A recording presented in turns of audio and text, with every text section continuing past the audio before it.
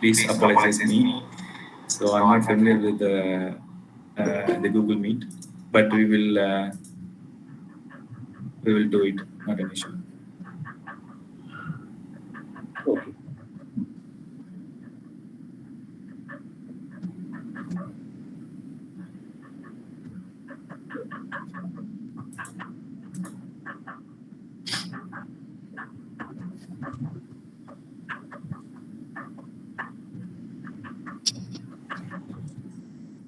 So we can start exactly by 4:05. Then we can proceed from there.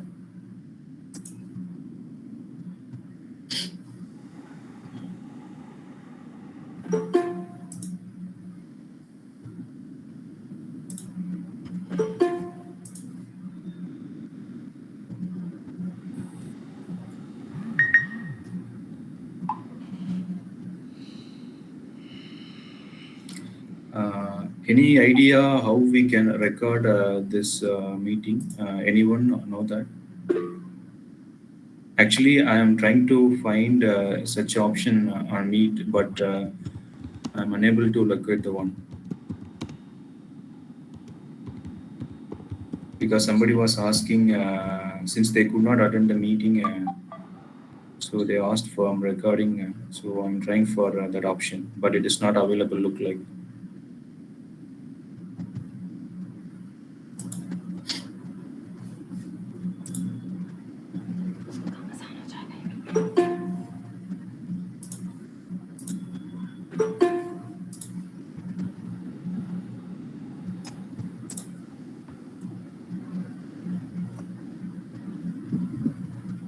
Okay, Surinder, thank you for that.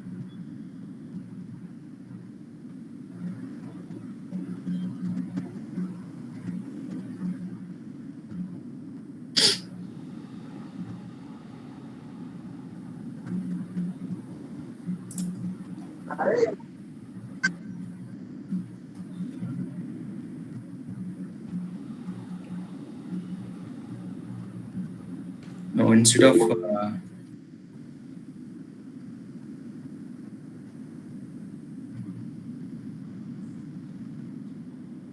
actually, in order to avoid the mirroring sharing, you have to use the tab instead of. Actually, there is option available. Share your entire screen, or a window, or a tab. So use always a tab so that the mirroring will not be there.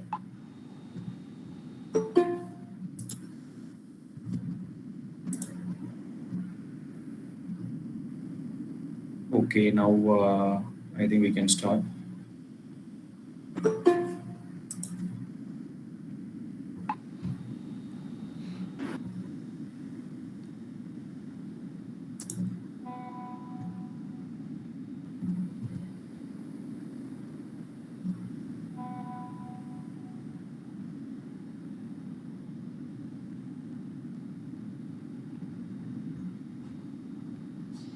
Yeah. Once again, good evening, team. This is Ashok here. I will tell a small introduction about me. I will brief you. Actually, some years back, I was traveling in a bus to the company along with my friends. So someone was reading Economic Times, and a lot of people discussing about the stocks, investing, and other things, etc. Trading. That time, companies like JP Associates and other companies were trading well. So a lot of people discussing about the company trading, how to invest, and everything.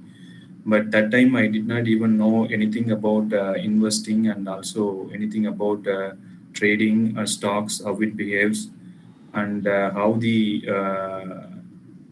investing works actually. Then after hearing such the discussion, I was thinking I basically a, a person from a village without knowing any background of this city lifestyle actually. And then later when I realizing that okay, we need to invest for a better future. So I took this concept from my grandfather. He is always believing in a belief that. Can you hear me actually? Hello? Yes, yes, we can. Yeah. So then I started listening that I thought, okay, because basically I'm interested in finance related thing. Then I started reading a lot of things about stocks and other things. At one point of time, that was really interesting to me. Then I started working on that. So initially, I started investing in companies like short-term investment to the long-term investment, like 5 years or 4 years. But that was my original understanding. Then before approaching anything, basically what I generally do, I first understand how it works, what is the basic things related to that. So this is how I started exploring the opportunities available to understand the basic concept. Then one point of time, I was visiting a lot of libraries to understand some financial related things. Then started reading books from CNBC related books. So some important basic books I read, and then I took some knowledge, basic knowledge, and then I was following actually two important newspapers. One is the Economic Times Wealth Supplementary, and another one is the Mint Live Mint News. So while following that, lot of financial things, I got some idea. Then after reading some basic books, I understood some of the concept. Then I started taking one by one.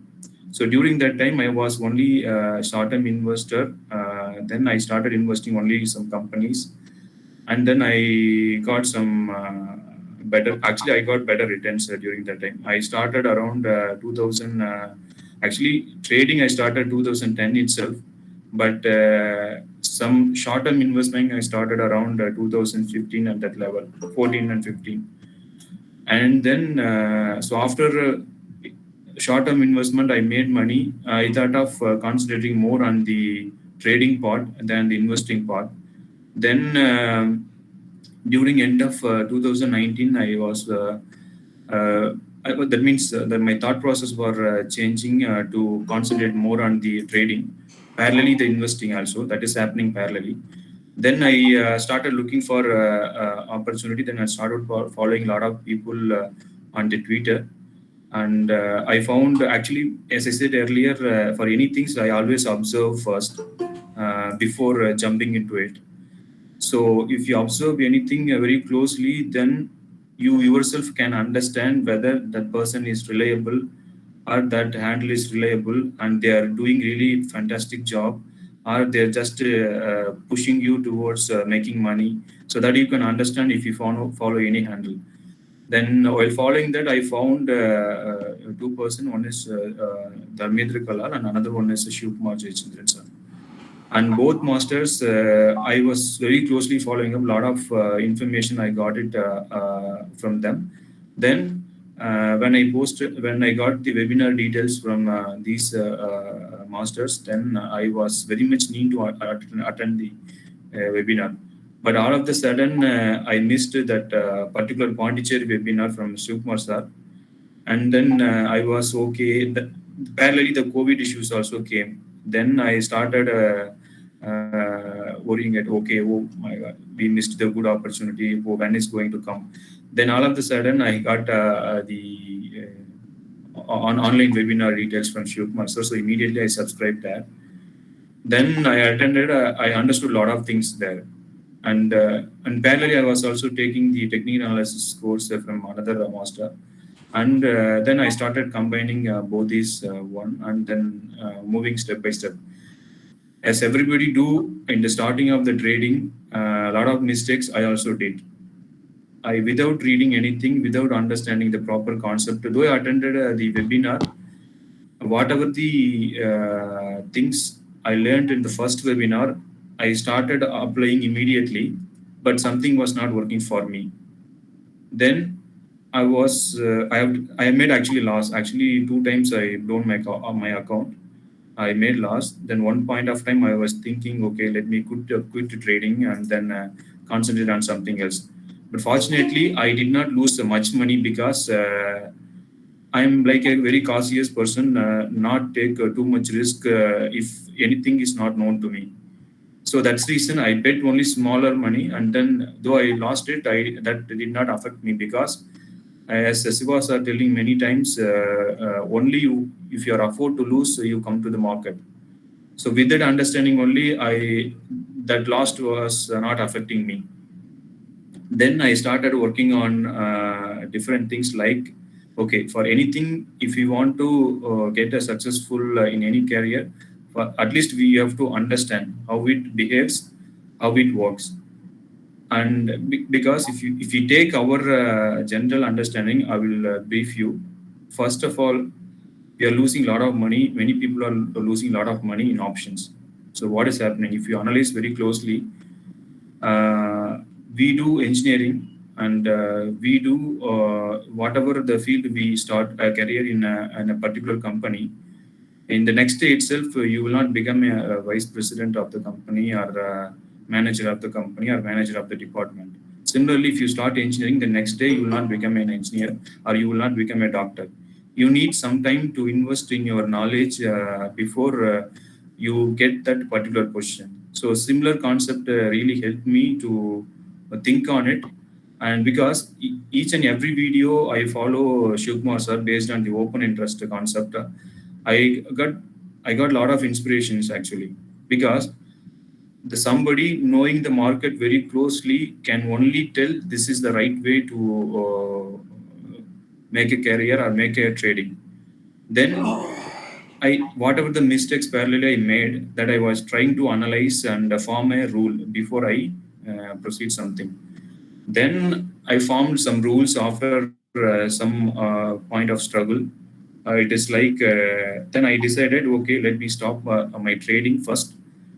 Let me understand how this behaves in a different scenario and how it behaves in a different kind of market, news, etc., etc. Then the next 3 to 6 months, I was thinking, okay, let me follow the market every day, then learn the behavior, and then we will re-enter again. So in the last time, again, after exploring all the possibilities, still I was making a loss actually. But I will tell you how I avoided in another few minutes. Then, after forming the rule, I was looking for the right interpretation. That is where I'm mostly lacking at the time. Because if you don't interpret properly, then it is very difficult for you to. That means the fear naturally will come automatically. By the time the fear comes, then you will make a lot of mistakes. So what I did, for before moving to the details, I will give you some practical examples uh, why we are making mistakes in a trading. If you take anything, not only trading, career, personal life, anything, if you take it, we all do mistakes out of fear. For example, if you think that some person is there in your hometown, you wanted to go some abroad, like Dubai or Abu Dhabi or some Middle East work. So assume that somebody is telling, no, no, that is not a good place to work. There will be a lot of problem there. If you do, it will, it is you cannot survive there. So a lot of people creating fear in front of you, telling so many unknown facts, which you are not realize. That means you are not realizing yet. But what your mind will think actually, okay, what will happen if I go there? The people are telling like this. So is it going to happen? So your mind will think like that. But if somebody already there and calling you, no, Ashok, see, whatever people around you telling that you are making this and all happen after you reach there, but life is normal here. You just come here and enjoy your working and enjoy your earning. So if that confidence you build in yourself, then you automatically go there without listening any of the people. So what I'm trying to convey here is, once fear is out of your mind, naturally you will feel very comfortable and you will take right decision actually. That is my point by referring this example. And so, and back to the another one, whatever we know, most of the time, what we do, if you do our engineering, we are putting our efforts for 4 years to complete them, then we will call ourselves as an engineer. But when it comes to trading, the next day itself, we want to make a lot of money. It is really not possible, to be honest. From my experience, I'm telling you, it is really not possible. You need to go step by step. That is my understanding, actually. So how you can, why when we take larger lots, what is happening to our mind? If you think logically, what will happen? Our mind is not prepared to handle the MTM swings of higher lots. For example, if you take the one lot trade, even 100 rupees price change, you will either gain, in case of upper move, then you will gain 2,500. In case of 100 points loss, you will lose 2,500. So that will not make big difference, because 2,500 rupees is smaller amount compared to the same 100 rupees move, but you have 500 or 20 lots there. So what will naturally happen? So from this example, what I'm trying to convey is, your mind is not prepared to handle similar higher lots for the same rupees change.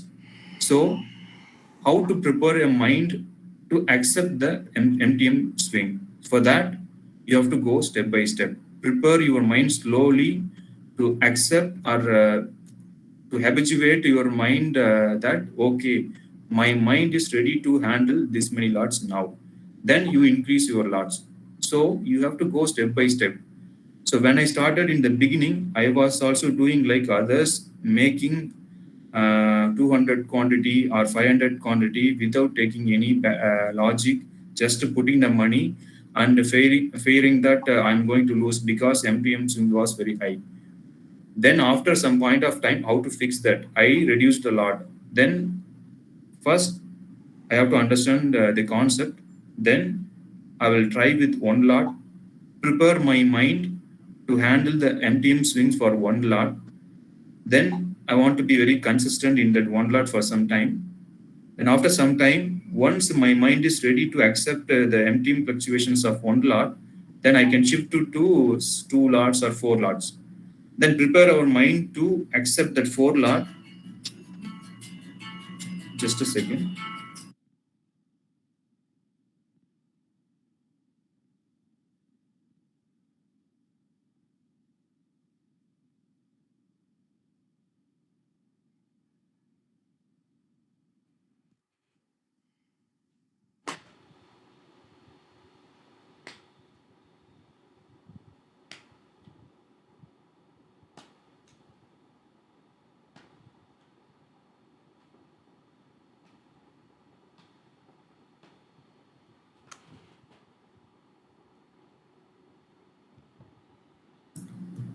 Sorry, another call.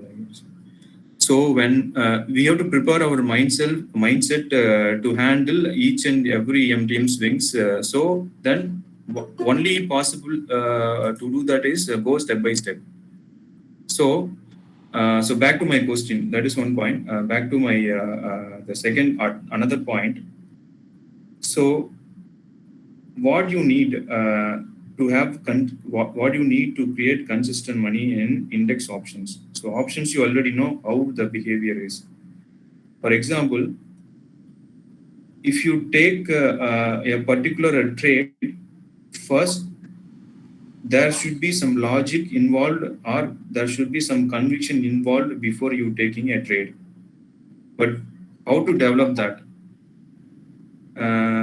If you take a practical example, you want to drive a car, but you want to drive a car you don't know anything about driving. What you naturally do at the first time when you are learning the driving through driving school, the people will tell you, you put clutch like this.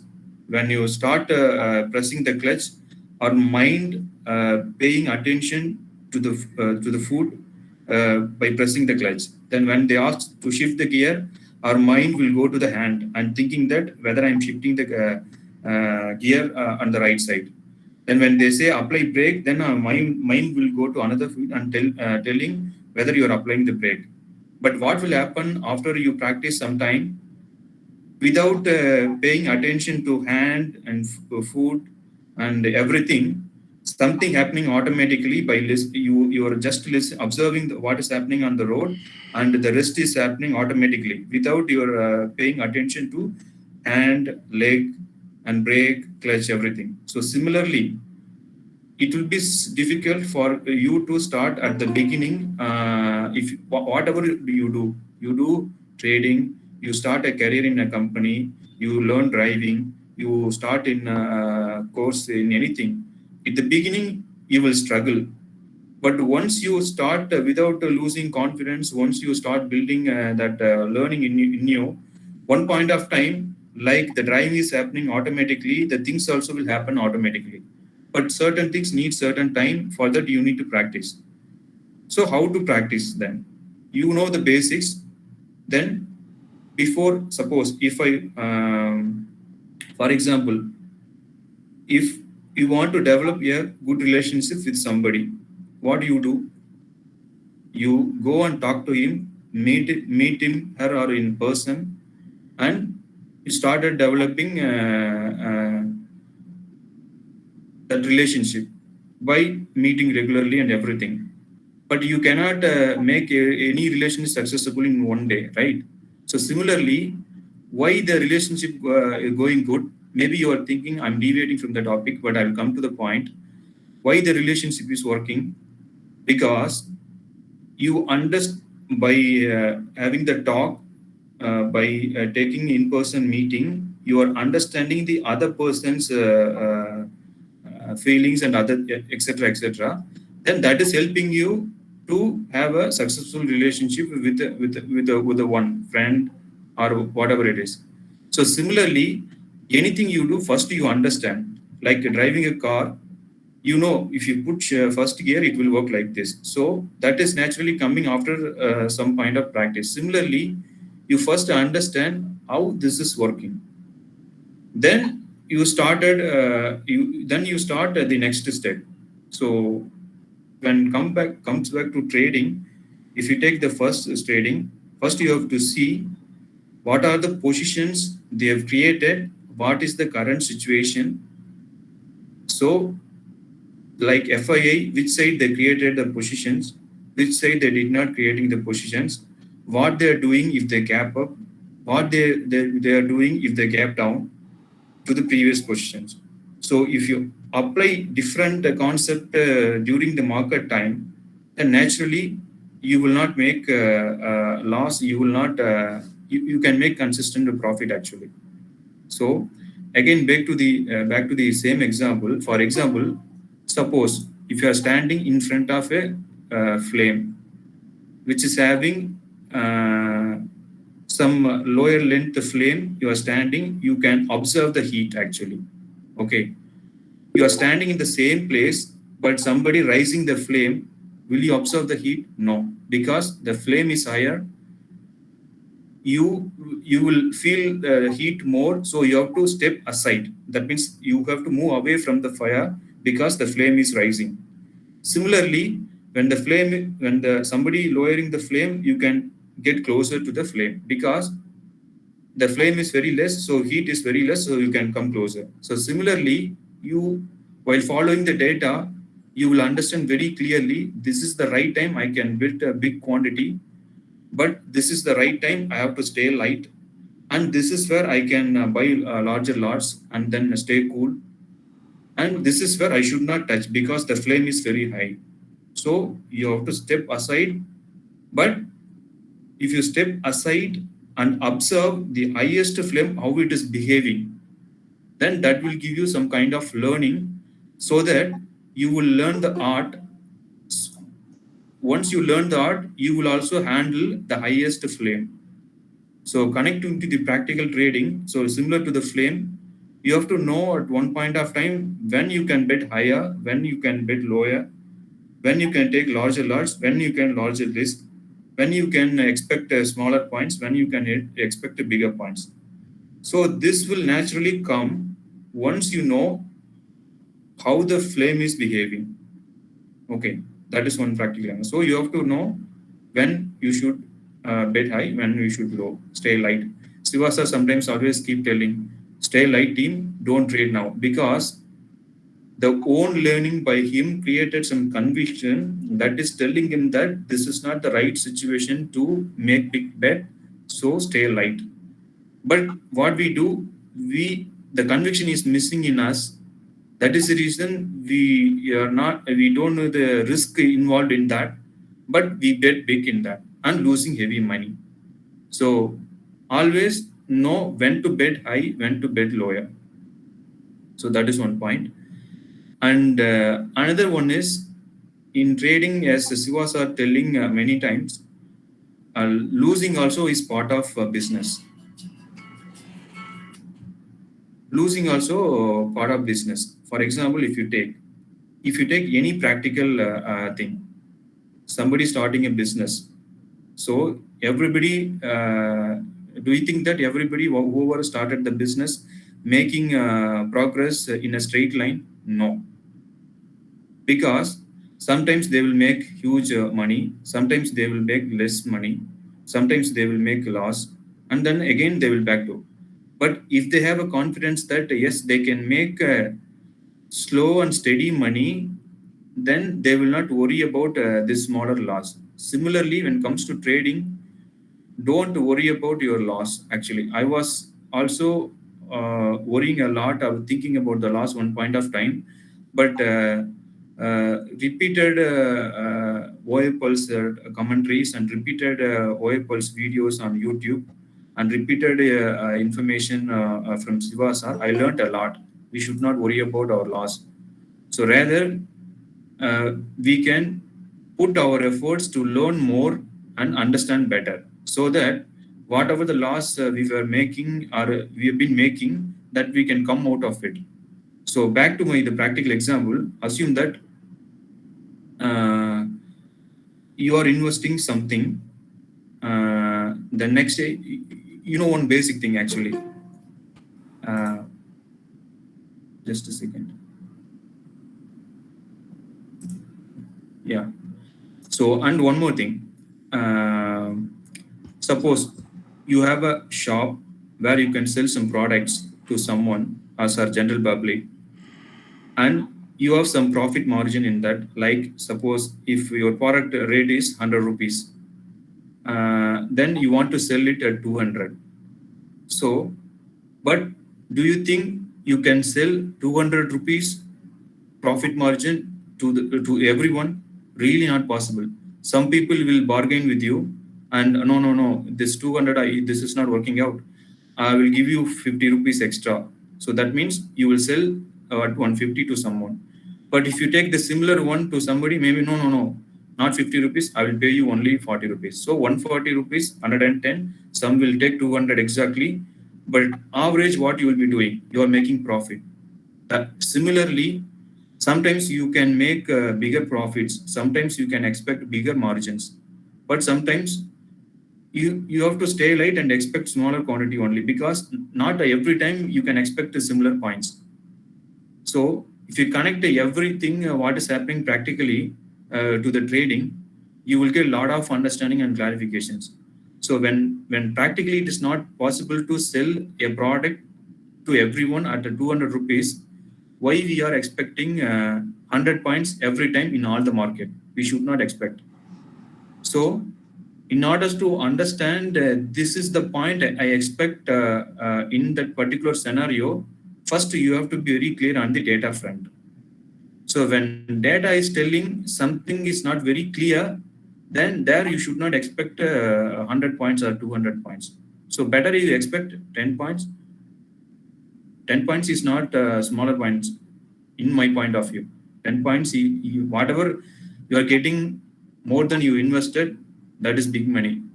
Whether it is 1 rupee or 10 rupee or 100 rupee or 200 rupee. But what ultimately matter is one day you can make 10,000. One day you can make 5,000. One day you can make 60,000. One day you can make 70,000. But at the end, what you are doing, you are making consistent money. You are creating consistent money. So the real learning from this is, don't expect always market to give you equal points every time. So that is the practical thing. Please take away from this example. So that is one thing. And as I said, when we for to take any trade, first of all, some logic should be there. Many people, I was also complaining in the past. No, this indicator is not working for me. No, this is not working for me. Let me jump into another one. Then we will say, no, this is also not working for me. To be honest, I'm telling you, I corrected this mistake after listening the lot of commentaries from Shivkumar sir, because Shivkumar sir was keep telling repeatedly, whatever process suits you, you just follow that process and try to get excel in that. And once you do that, no, you will come to know. That's why if you refer the rules, you may be thinking, oh, how I formed those rules actually. Those rules I formed basically because of my own mistakes in the trading, and because I want to create success money. That's reason I want to follow certain process and rules. So that's reason I developed such rules. That is after listening a lot of commentaries and sessions from Shivkumar sir. He's been keep telling, get one thing which suits you, work on it, and get excel in it. That's it. You no need to worry about any things. Basically, like as he has been telling many times, if you want a scalper, be a scalper. If you want a positional trader, be a positional trader. Don't mix things and confuse yourself and lose your money, hard-earned money. So all these things really motivated me to become to overcome my mistakes. Actually, to be honest. Then the basic things. Suppose the one of the example I was sharing, you wanted to go abroad and work in abroad, but the people around was telling you, no, it is not safe working there. But somebody who went there and calling you and telling, no, the people around you only telling like this, but nothing is happening here. Life is as normal here. You can come and work without and enjoy also. So similarly, many people telling trading is a gambling and it is not working for you. Don't be a gambler. You will try to lose money. And many other people are telling trading is where you can make a lot of money and you can become rich in one day or few days if you start investing. But both are wrong in my point of view. But you can create consistent money provided if you are disciplined and if you are excelling on a particular strategy. So, but if you take everything, for example, if a teacher can teach us that it is A, B, C, D, but creating poem, it is in our hand, out of that A, B, C, D. So similarly, a teacher can teach us this is what the OA is, this is what the VIX is, and this is what the option chain is. But how we are observing that, how we are using in practical trading, that makes us better. So we have to put some effort. Without effort in any, not only trading, without effort, creating something is really not possible. So what is the effort? Learning.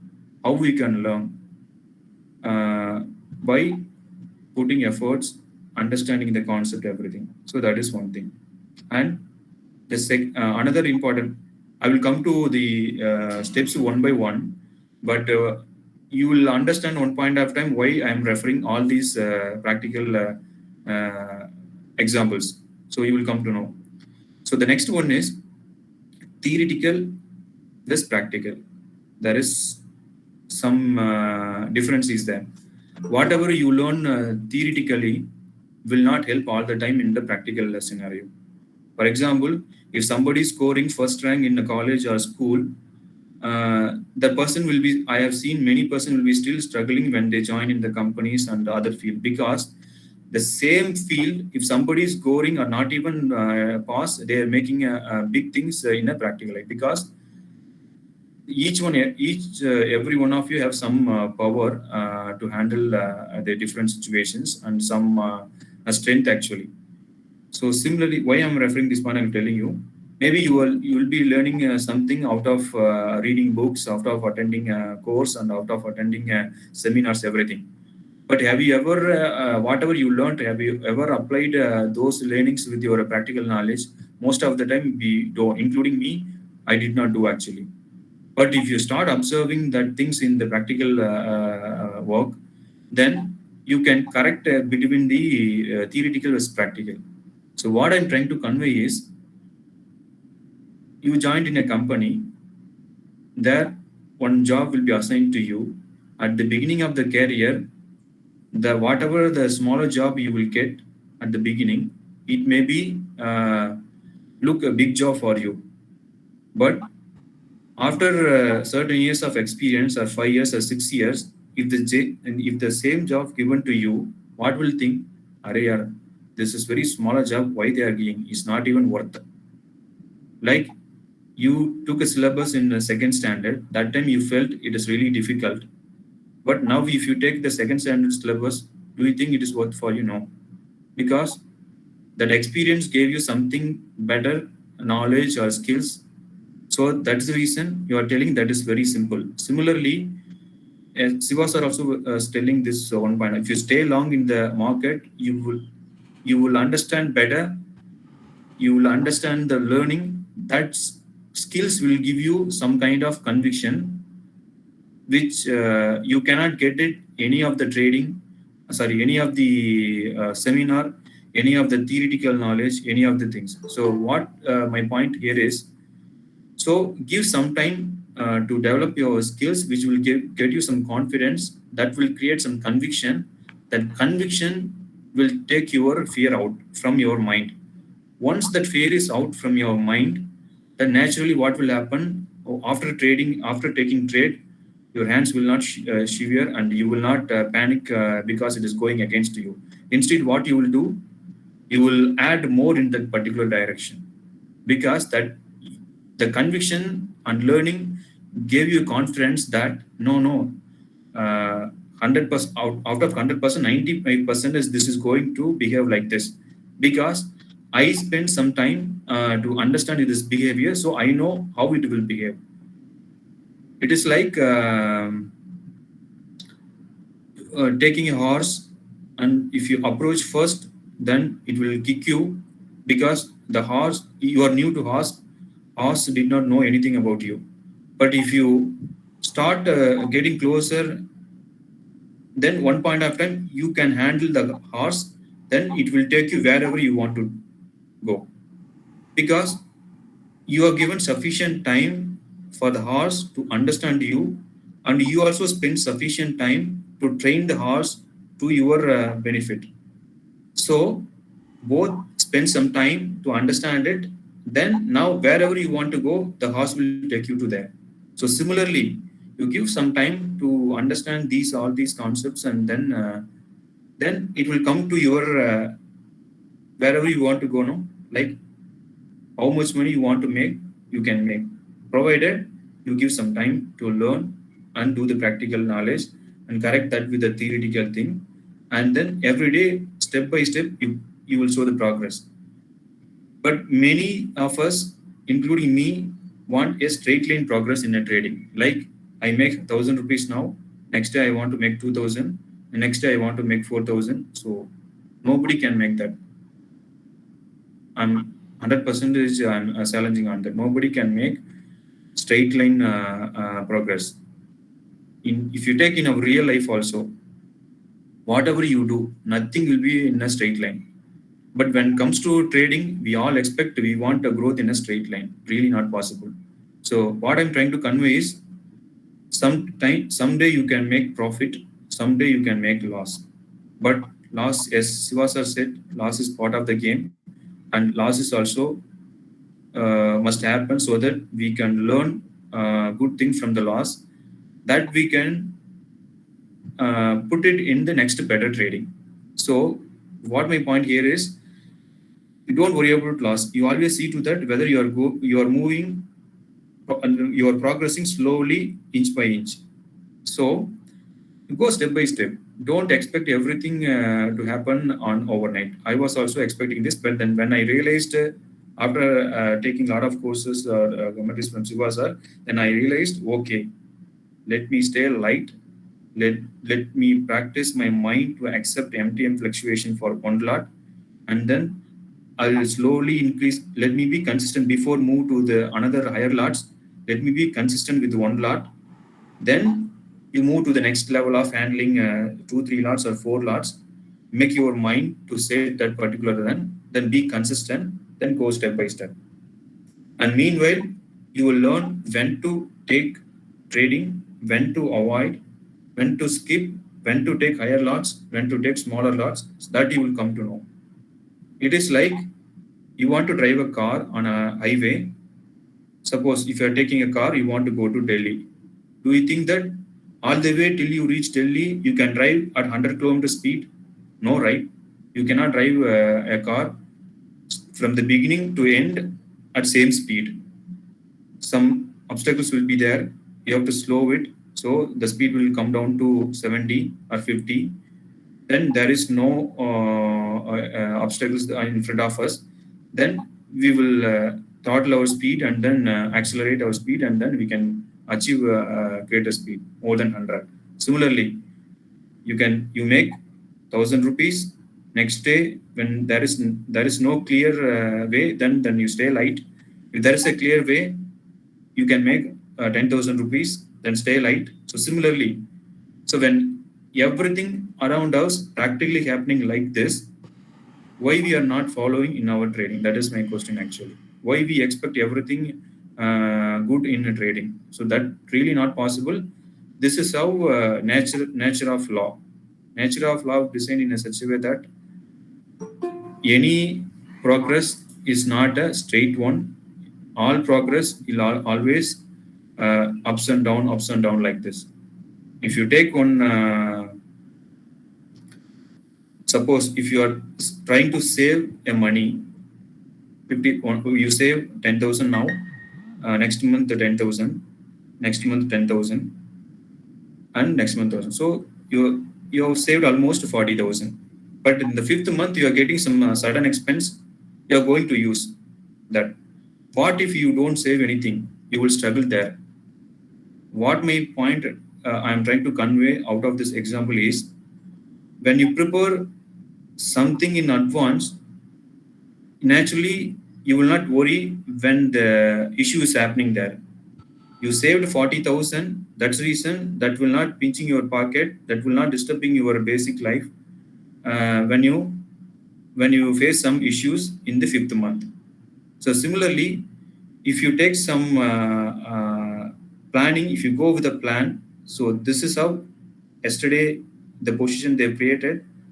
This is my plan. This is what I am expecting, and let me observe whether that is happening in the next day during intraday.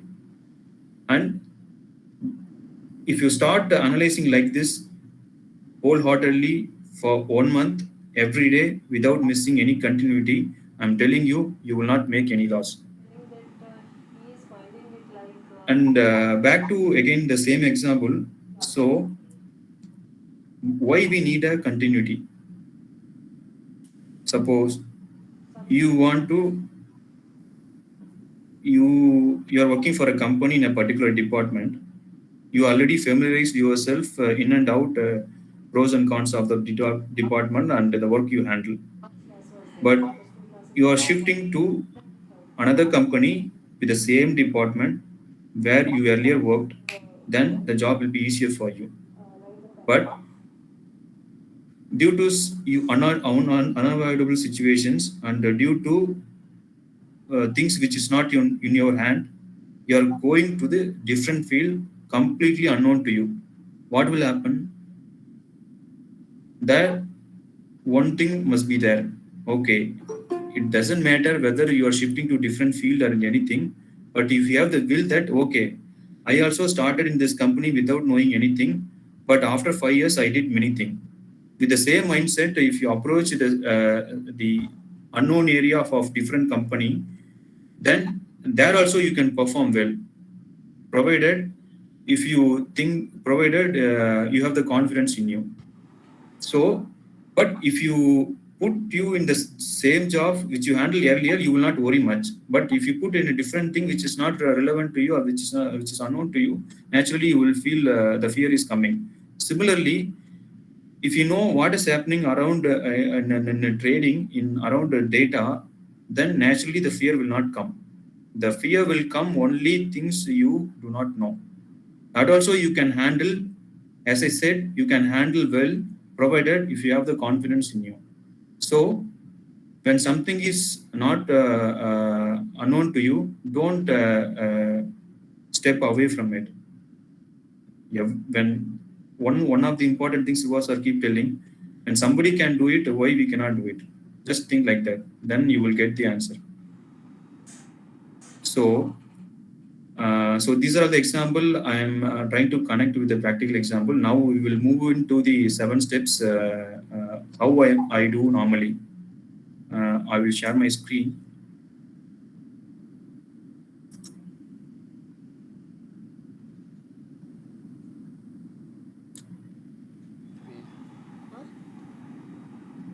Free है. Option analysis. Okay. Just can you see my screen? Yes, we can. Okay, good.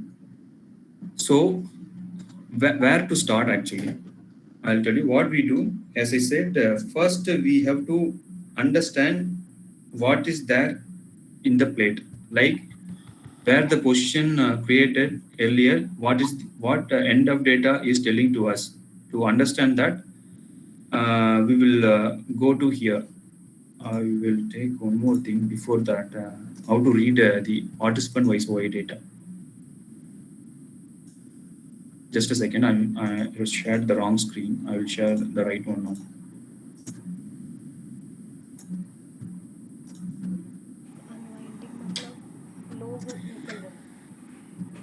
खरीदा वो बेच रहे हैं. जो लोगों ने काफी टाइम से खरीदा हुआ या बहुत ज्यादा खरीदा है लॉन्ग से 100 पे लिया 200 पे निकल रहा है. Can you see the participant voice screen on your? Yes. Yeah. So now let us understand where to start. First, as I said, we need to understand what is on the plate. Just a second, I will connect. Okay.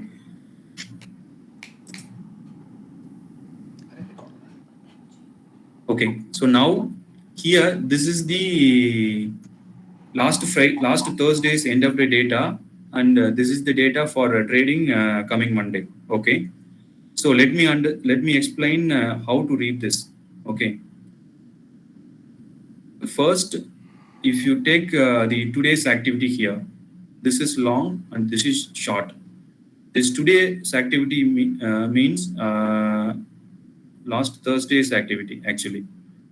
Who went on the long side and who went on the short side in a different segment, like index futures, index call, index put, and stock futures. So, and this is the previous last trading day data. And this is the first I will complete this segment. So how we are creating longs. So minus indicates some long they unwinded. That is the reason it is in red color and it is minus. Shorts. Why we are putting red color? Somebody is unwinding the long. It is bearish those. That is why it is in a red color. Okay. Shorts. Somebody is unwinding shorts means what? The market will go up. That is short covering. So that is the reason this is minus symbol indicates short covering and the green color for up move. Why it is up move? Somebody is covering the shorts. That is a bullish. Sorry to interrupt you, Ashok. Yeah. If you are pointing, and that's not visible to us. Oh, okay, no, not visible. How to do that? Ashok, you can use the mouse to just hide. I'm actually using mouse only. Oh, but we are not able to see actually. Oh, it is not. Just a second. Yeah. I can increase the. You cannot see my mouse. Now we can see. Now we can see. Now we can see. Yes. Okay. So now here, if you take the long now, maybe I'll be, tell me once if you are not able to see that trigger so that I can again this one do it. No, this slide, if you can repeat again, thanks. Yeah, can you see now with the mouse and participant voice data? Yes, Yes, Ashok, we can see. Very small. Okay. So now, first we will take these 4 columns, how to read the data. Okay. So first longs minus indicates opposite of this position. That means what is opposite of long build-up? Long unwinding. So somebody unwinding the longs, that is the reason it is a minus symbol. Minus symbol indicates long unwinding, and the red color indicates bearish. Why it is bearish? Somebody is unwinding long means that is a bearish situation, right? That's the reason it is in a red color. So similarly, shorts. Short minus indicates short covering, and then green indicates when somebody is covering the shorts, market will move up. That's the reason we are putting it in a green color. Okay. So this particular day, who is betting a lot? I will come to that next level, but we will understand why we are putting this color and how we are calculating this. So this particular day, client unwinded 36,355 open interest, whereas they also short covered 15101. So when something is bigger, suppose they unwinded big here, but covered smaller here. So the difference we have to take. For example, minus 36, why we are deducting it? To see which is higher. To conclude or not to see, to conclude which is higher. So now we are deducting 36,355 minus 1510. That is the reason we are getting 34,000. It is basically, you are deducting 36 here, and with this one, 1510, we are getting 34. So similarly, so the net change is 34,000. So again, it is minus symbol is coming because this is higher number. So minus is coming. So it is minus, red color. So we are telling it is sold positions. So client unwinded a lot than short covering. So which one was on the higher side? Unwinding is on the higher side. So it is sold. Okay. So similarly, we do in all the segment and each and everything. For example, if you take it here, it is shorts. There is no minus symbol here. That means they went long on the short side. Short side long, simply say. So, but this is higher, right? 9,000 is higher than the 1,500 unwinding. So minus 1505 minus 9,000, it is minus 10. So they also went, this is indicates bearish, this is also indicates bearish. So net is bearish, so sold. So similarly, we do all the calculation for all the segments, and each and every day, we take a data. The net change is there, no? That net change, you add with the previous day net change. For example, if you take the previous one, I will show it to you.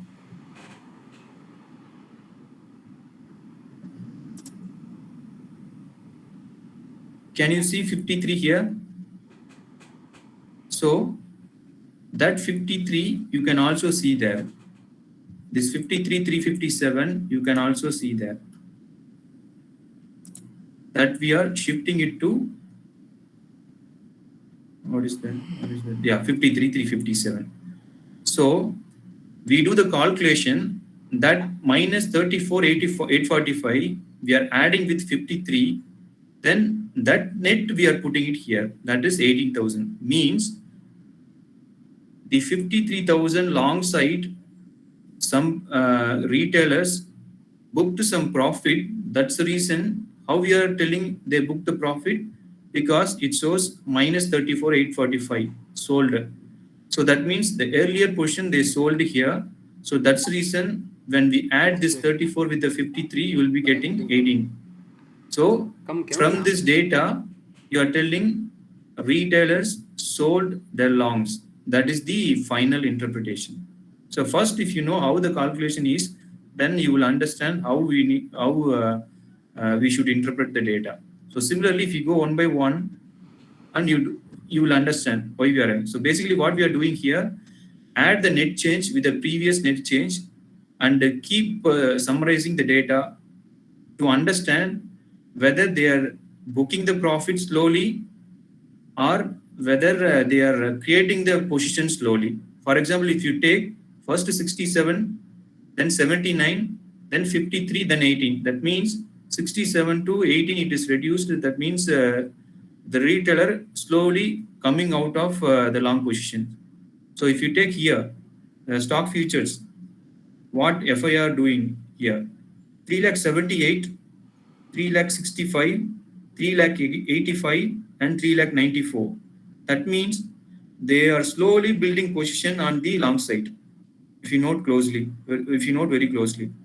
So, but what is they have in a put side position? 235, 250, 251, 233. So, can you imagine yourself that they are slowly reducing the short put longs here, 235 to 233. Yes, it is not a bigger difference, but they are trying to reduce it. How you can say they are trying to reduce it? They already booked, covered some 66,000 longs. That's the reason when you deduct the 66,000 from 251, it is giving you 2,33. So similarly, you understand this. First, you understand what they did here. Then you connect that with the previous 4 days history and see whether they are increasing the position in uptrend or they are slowly booking in a downtrend or taking the situation to book the longs. That you come to know here. So first this segment and then this segment I explained. Now, if you take first this section, we will see who is betting higher. You already know when we discuss about the investment. I will tell you one more example. Suppose you and me have some money.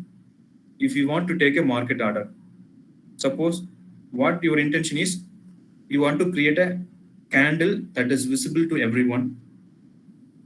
But do you think it is possible with your money? No. Why? Because we are not having sufficient money to create impact or to create a considerable candle on the chart because we have very less money. But what will FI, that means in case of FI, they want to take a market order. Assume that FI have 2,000 crores. They put all the money in one go, market order, not limit order, market order. What will happen? You will understand yourself that if they do it like that, market order for all 2,000 crores in one order, then that candle naturally visible on the chart. If that is visible on the chart, what you will do? What everybody will do? Everybody will chase on the same side. Because why they are chasing? They say it is breakout there. It is breakdown there. How you are telling it is breakout, breakdown? You are seeing something on the candle with your own eyes. How you are telling it is bigger, wider, and it is easily visible. So everybody can chase that. But if they do like that, no, they will lose money. They cannot make money. They will lose money. So instead, what they will do? They have only option to make money is they have to fool the retailers. How they can fool the retailers? Without giving any clue. Once they do the market or no, we will get the clue by looking at the candle on the chart.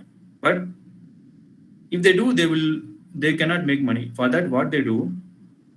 They create a positions little by little, without giving any clue to the one who is interpreting chart, to the one who is interpreting the data and everything. So, but if you observe closely how they are doing, that is the reason they need some time to build their position to make the next move. Suppose,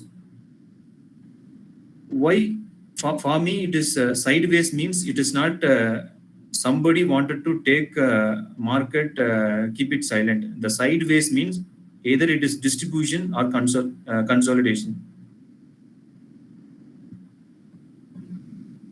Okay, so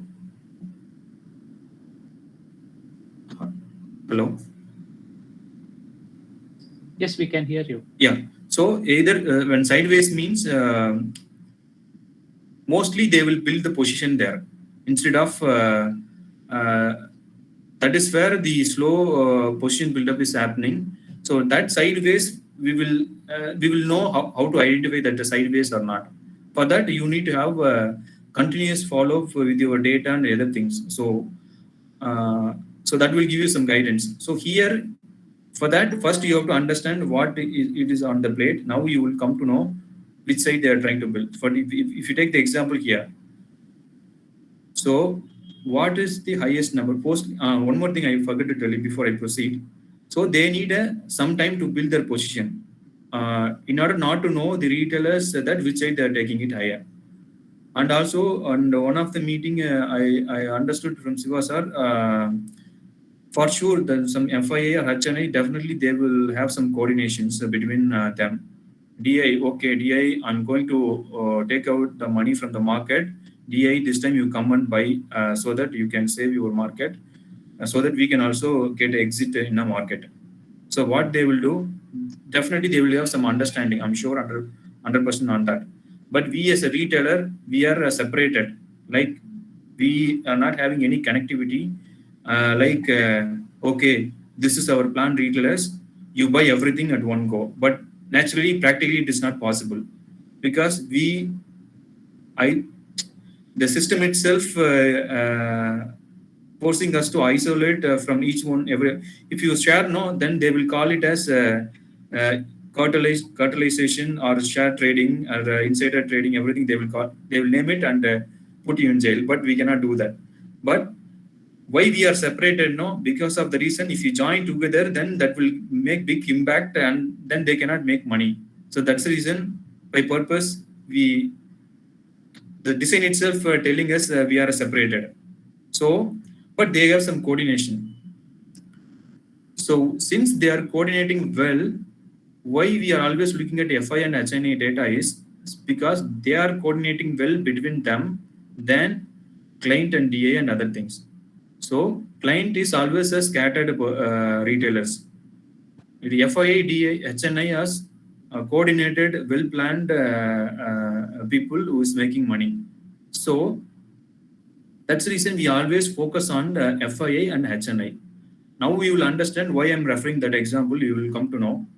Here you always, whenever you take the data, you always focus on FIA mostly, and then pay attention to the HIA. Compare that with the client positions. Many of you already know. You always look FIA data because that is where they're playing with the huge money, and so that's the reason we take. So now we see what FI did here. Can you see very clearly when we were busy or when we afraid we have 3 more holidays the next day, we do not know what will happen, and so better we avoid taking overnight positions. But here what they did smartly, FIA, they bought long. How many? 38. 38. If you observe very closely, no, sometimes you will wonder how Siva sir is telling when there is a huge premium, so stay light. How Siva sir is telling today going to be very volatility will be there. Please, small players stay out of the market or stay away from the market. You have noticed many times Siva sir is posting like that. How that conviction is created, that means how the conviction is created, if you analyze very closely, once you started observing something, that data itself will give you some kind of conviction. That conviction will tell you, this is where you can play good, and this is where you have to stay light. When coming back to this example again, when everybody afraid that smart money bought longs here, that is 38,000. So if you say, if you follow the numbers also very closely, you will understand whether that number is real big number or the smaller number.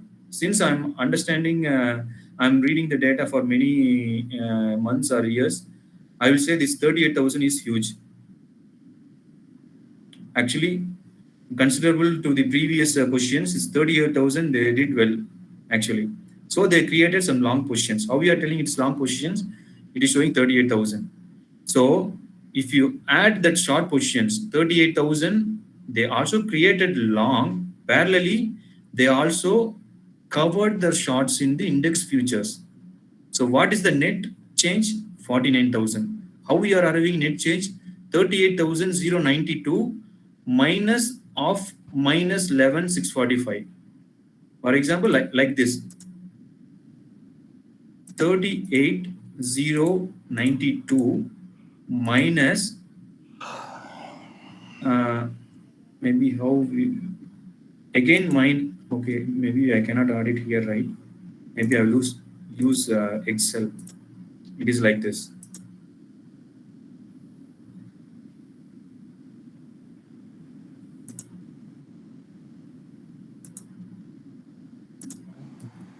So here already they built some long positions. They also covered some short positions here. That is around 11,000. So minus 11,000. So now I'm taking the difference here. 38,000 minus of this one, this data. So minus plus 49,000. So this is how they arrive the data. So that is the reason you are getting 45,000 here.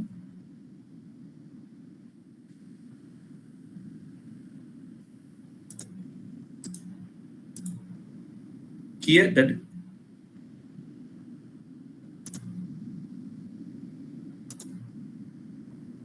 okay, just a second. Okay, so that's reason 38,000 minus of minus 49,000. So net they going on the bullish side.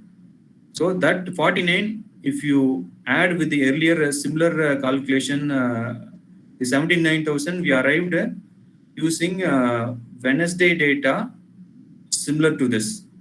That Wednesday data we are adding with the Thursday's end of day data. So 49,737 is Thursday's end of day data that we are adding with the Wednesday's end of day data. So net what we are seeing 32,000. So they are going long, fresh long. It is kind. Please note, after a lot of short, the first time they are going long. So that is the point you must note. That means the market at least for some time will move up Monday. And similarly, the next one, the FI here you see covered the longs and shorts. What is the net bought? So now what is that number? 191. So what is the trend? 154, 133, 176, 191. So compare the overall trend 154 to 191. So increasing trend, what they did here, they created index long. Here they already built their positions very slowly. As I said earlier, big boys, they don't create positions in one candle or one market order. They create positions slowly every day. So to see that which side they are building positions only, we are referring this data. So now you understand 154 to 191. That is big change. So they went long on the call side. Index long, index futures long, index call long. But let's see what is happening in put side. So what is happening in put side? 235, 250, 251, 233. Okay. So here they are still holding some considerable short side. That means put longs. We are referring put. So without money, minus symbol indicates a long side of the particular leg. What is the particular leg? Put.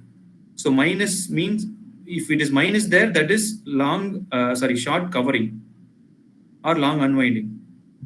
If there is no minus means that is the actual side positions. In case of put, it is put long. Put long means what? Bearish. Bearish means what color? Red color. That's the reason we are putting red color here. So they have considerable put long.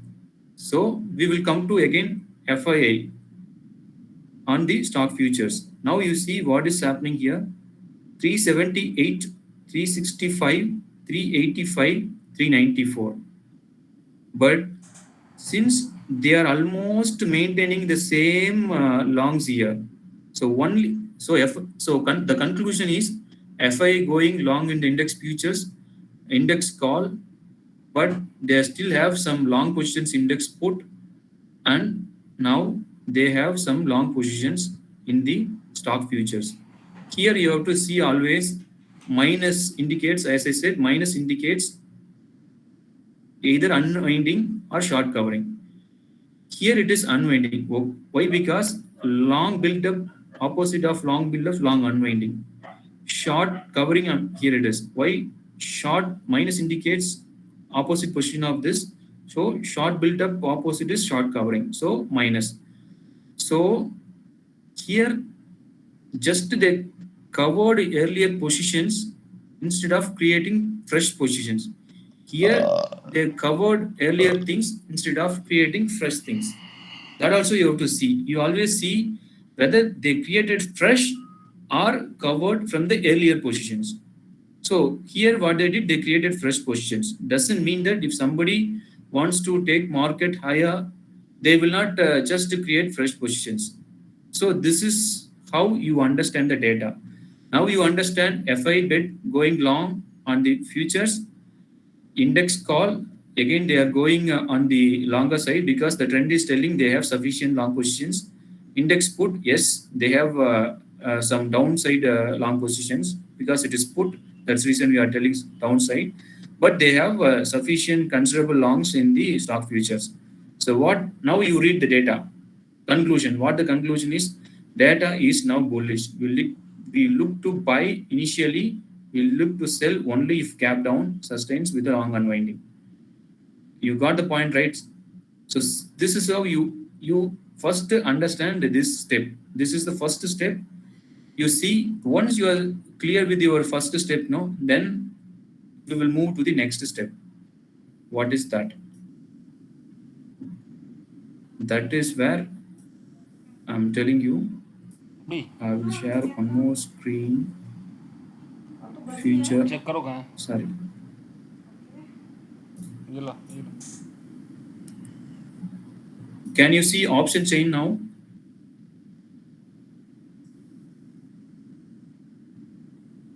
Yes. Yes. Okay. So once you analyze the participant-wise vote data and ready with your analysis, next day, what you should do is, next day, don't jump into a trade immediately because the OI data is telling me bullish side. So, okay, let me buy bullish. No, don't do that. Just observe what is happening. Suppose, assume this situation. In case of gap up, we already know somebody having sufficient positions there. But what in case in the gap up, they exit the position to put us again in a trap? Just think in that point of view. So, as I said earlier, they will not book all the losses or book all the profit in one candle. They need some time to either exit their earlier positions or further create fresh positions. So they need some time. Why they need some time is that is where the lead retailer or whoever following the market will not know that this is how they are trying to do. But if you pay the close attention to the data, still you will be able to know. But one who is not following the data and one who is not ready to wait before the next move happening, mostly lose the money.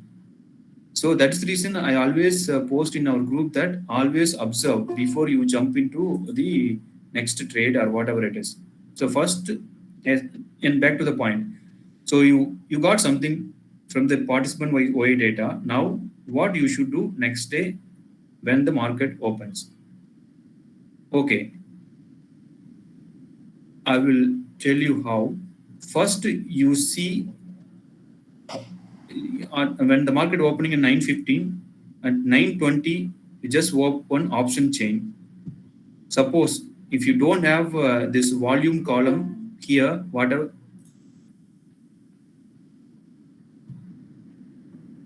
Okay, just a second. Can you see my cursor? Yes. Okay. So if you don't have a volume column ordered in your option chain, what do you do? You go to the column settings and click volume here and save selection and click OK. I'll do it once again for you. Now there is no volume column in my option chain. So column settings, click volume on the call side, again click volume on the put side, save your selection, and then you will be able to see the volume column here. So whenever there is a considerable positions on the volume column highlighted with the blue color like what you are seeing now, that is where that particular side writers are higher. In this case, you might have noticed many times whenever I post in our group, I've been telling writers are in the same strike. How I'm telling? Just by referring like this. Now the writers are in same strike. Who's the writer? Why I'm always calling writers instead of buyers? That is again from Siva sir. Siva sir has been telling writers are the one who's creating the positions. So I will always call them as writers instead of buyers. Whatever interpretation is telling, short build up or long build up or everything, I just take the number as a writers. That's it, because that is where the maximum person who is creating the open interest. Who is creating the open interest? Writers. So I will call them as writers. So back to the point. When somebody is there, the volume highlighted in a blue color on a particular side, that is where the maximum writer is. So here now writers are in the same strike, which is 36,500. That is one way of finding the writers. Other way is you just see the open interest column backgrounded with the red color here. When you see the highest red color bar, no, that is where the maximum writer is. And if you see highest green color bar, no, that is where maximum writer is on the put side. So why it is red color, why it is green color, you already know. Put rating means market will go up. That's the reason it is in a green color. Call rating means the market will go down. That is means we are putting it in the red color. So you just, 920, you just find out where the writer is sitting and what is happening. So once you find out 920, suppose now take this example. We already understood from the participant wise OI, market is bullish. FI is betting bull on the bullish side. So now and go and suppose now you make a plan. What will be the scenarios coming Monday? As I said, when FI want to make money, first they have to cheat our retailers or somebody who is betting heavily. Only by cheating them, maybe I'm using wrong word, please apologize for me. By taking to the wrong direction, they can make money. So what? Now they created position on the long side. How they can make good money? By trapping the retailers. You just think the possibility for trapping the retailers. There are two possibilities Monday. Assume that they're making gap down. That time you see now it is 36,500.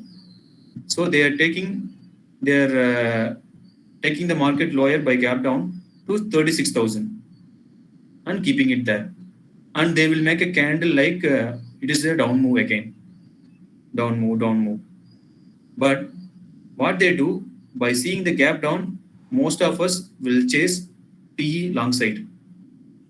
The one who is not following or who is not interpreting the participant OI data will chase PE long side trade when they are doing the gap down.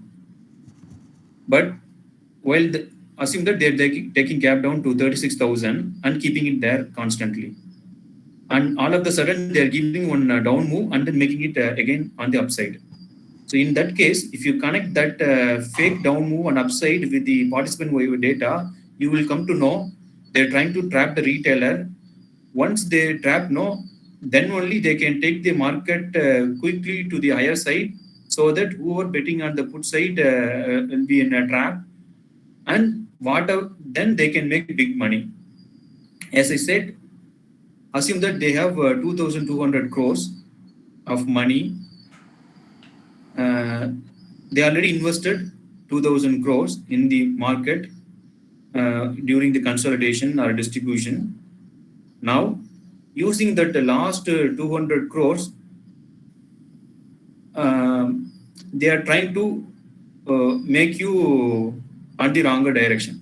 Assume that if you have 110 or 100 crores, assume that if you have the 100 crores, if you do market order, or if you do some quick market order, you can create considerable impact in the chart by longer wick or lower wick, longer body, everything. So they already invested 2,000 crores using consolidation or distribution. Generally, that is where they kept it in a sideways. Now, using the remaining 200 crores, they put a market order kind of thing to push ourselves on the wrong side.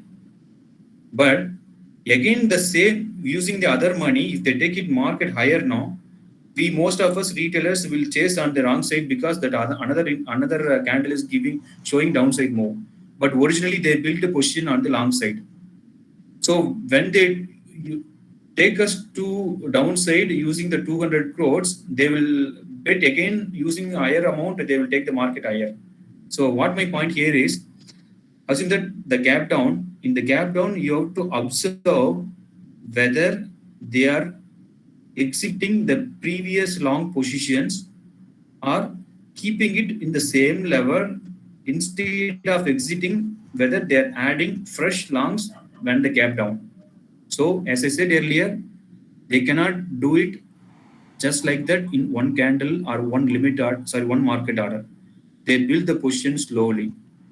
Sometimes they they take the market lower. So when the gap down happening around 36,000, if the price is sustaining for some time, you always see whether they are adding another positions, or exiting the previous position. Suppose if they adding another positions, that is addition to the earlier day, that means previous day long built up. So instead of, if you observe that closely, instead of chasing on the PE long, you will buy the same 36,000 CE long and wait until the next resistance, where the highest C rate is, which is 36,500. So that is the reason I always tell or share in the group, don't rush into trade before you spend some time in the market, or observe the data, observe the chart, observe the moves, observe the open interest details. Without observing that, without getting any firm clue, don't jump into trades. What we naturally do, once we see the data, like, okay, signal came, okay, let me jump here, and then we lose our money. But if the signal came, that is already backed by your conviction, that the conviction created because of your clear understanding, then you can confidently jump into the trade and take your profit with you. But instead of that, if you just jump into it because something is already telling it is bullish side, then assume this scenario. I said it is a gap down, they are trying to add the position. Suppose there was a gap up. You already, from the participant wise, you already understood it is a long build up. They gap up to 37,000. So slowly assume that they are existing, that means exiting their previous day long positions there. Because of the gap up, you may be taking long side C long, because market, that means the data was telling, early day data was telling bullish side. So now they made a gap up. Okay, they will take market again higher. But instead, what they will do, they showed you a gap up, but in the gap up, they are exiting their long positions which they created the previous day. If they exit now, what will happen? You will keep holding the positions.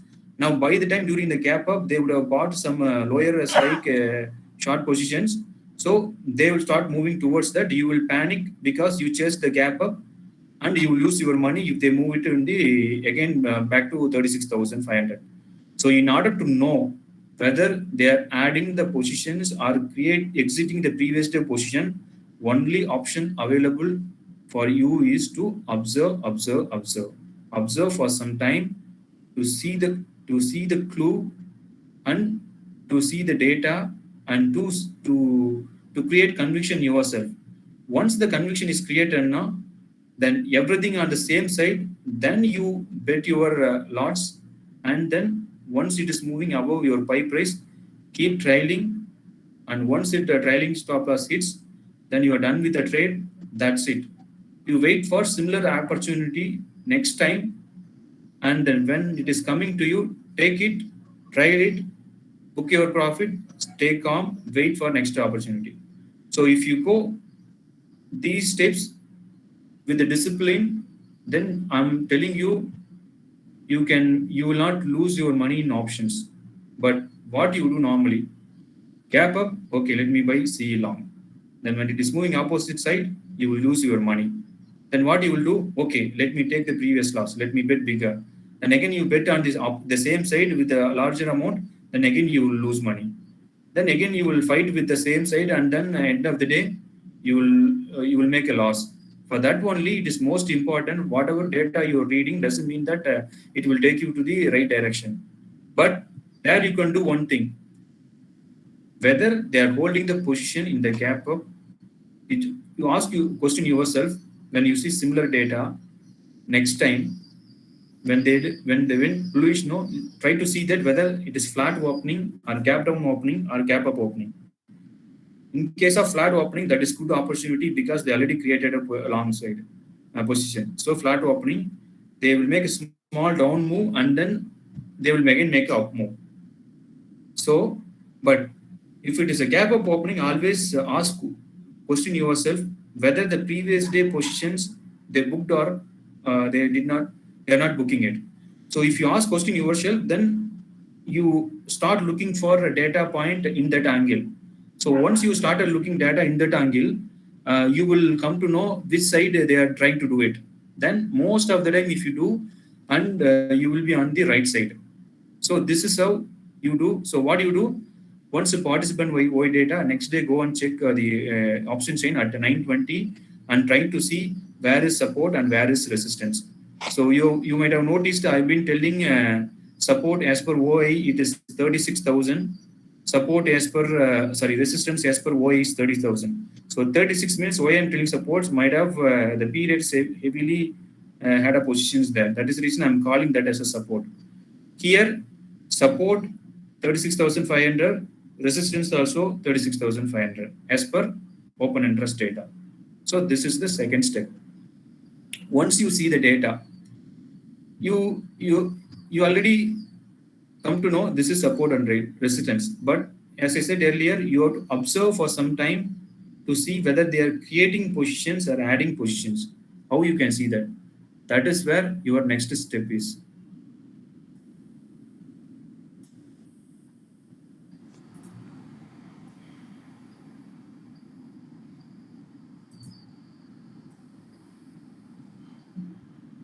Before coming to the next step, I will tell you one more thing. Can you see now futures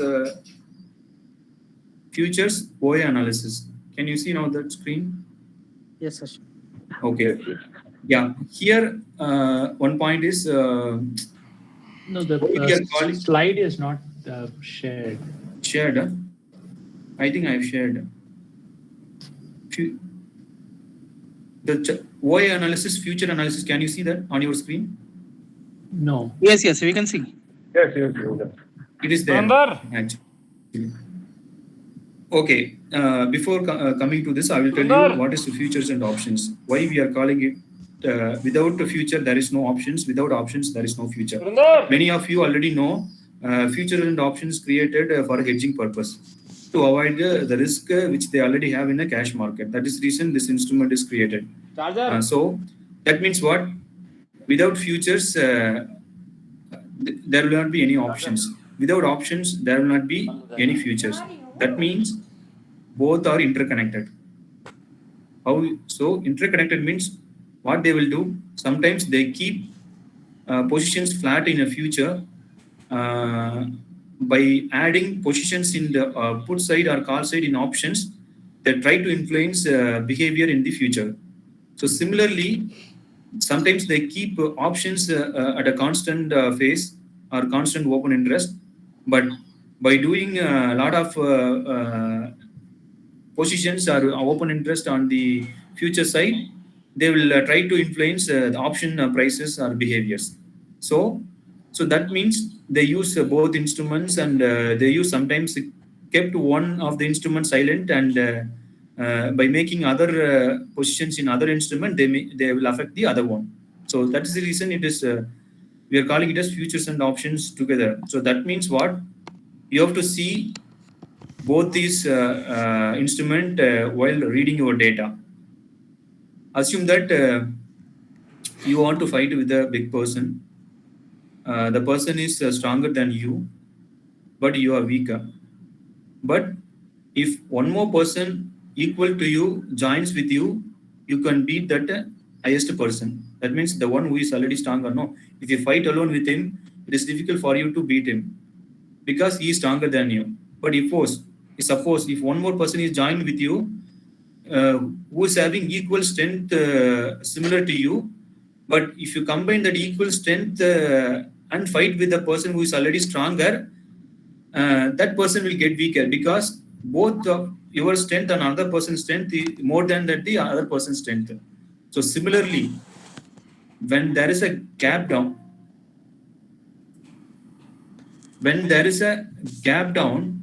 what will be the possibility to take market lower? There are different possibilities. One of the possibilities, suppose the future, there must be a strong short build up, and in options, if in case of gap down, when we checking option chain data to see the support, how we are telling it a support, it is a PE writers who is having highest positions with the color marked with the blue. So that is we are calling it as support. That support, who is there in the support? That is PE writers. So if the market, somebody wants to take the market, the PE rater is the strongest person there. But now one more strongest person came in future, but there is no strength for him to beat the PE raters. So if there is a sufficient strength only, he can beat the PE raters and take the market lower. But does he having some strength? No. But in that, you analyze the data for some time and see to that whether one more strength is joining with the future. Who is that one more strength? Call writers.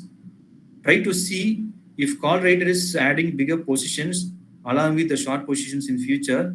So equal strength people join together. Now both can beat the person who is already stronger, who is the PE writers. So if you see such strength, and try to combine that strength with the VIX. When some strength is forming, VIX is rising, that means market going to go down. The other party who is there in the PE rating, who is thinking the markup cap down is a chance for them to add more short positions, will get trapped. Why he is getting trapped? Yes, he was stronger in the morning, but the future guy joined with the C raters. Yes, US is stronger, similar to Russia, but Russia joined with China, other Middle East countries, and India. Everybody is supporting. But now who is stronger? Since everybody is supporting, this side is stronger than the Western people.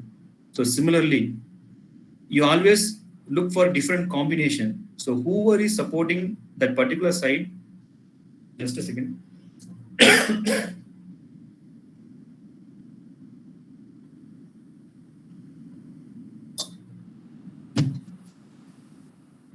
So who are supporting that particular side? Once you form the conviction, that means once you identify that particular side, no, you there that learning itself will give you whether that positions they are creating on the particular side, like clear short build-up in future and heavy PCE writing and VIX is rising. So everything supporting on the downside move. In this case, you can straight away go and put your either you can short calls or either you can take put long without any hesitation. So that is one thing you can do it. So that is so my point is, you always see who is joining with whom, and based on that you conclude your side of trading. That means which side you want to trade, that you conclude by referring this. Okay, so that is my point. No, so now I will come back to, after the option chain, what I do now. The future, you observe some time. For I will take some example actually. Always for example, what I do in the futures, I always keep it in a can you see my cursor? Yes. Yeah. So in the futures, where you can see future OI analysis, and here the time interval. I have seen many people using 3 minutes, 5 minutes, 10 minutes, and all these smaller time frames. This you don't do it in the beginning of your interpretation, because naturally the smaller time frames will take you in the wrong side. Why it is taking you in the wrong side? Because by the time you realize the right direction using the smaller time frame, the 3 minutes already over, the move would have already happened. So avoid using first smaller time frames at least for some time. Once you experienced or with your interpretation quickly, like Sivas are doing the interpretation, that time you can start using the smaller time frames. But until you get familiar with your interpretation and consistent with your interpretation, don't use. I did not use a 3, 5 minute and 10 minute time frame. I always use 60 minute, 30, and in some cases 15 minutes. Now you wait until 10:30. On 10:30, once the time frame is closed now, you try to see which side they are supporting. So once you see, now you take this example. I will tell you here in this data. Okay. Yeah. So always use. I will tell you. I will come back to you later how to read this. But meanwhile, I will cover all the step and then we will go into detail. So use this 60 minutes time frame. Always wait for time frame to complete. This is only at the beginning you do. Once you start connecting all the points thoroughly, you can enter a prayer also using a smaller time frame like 15 minutes. And then once the time frame is closed, then you can jump onto the trade. So until you get practice or familiar yourself, you wait for some time until 10:30. So that is where the time frame will close actually.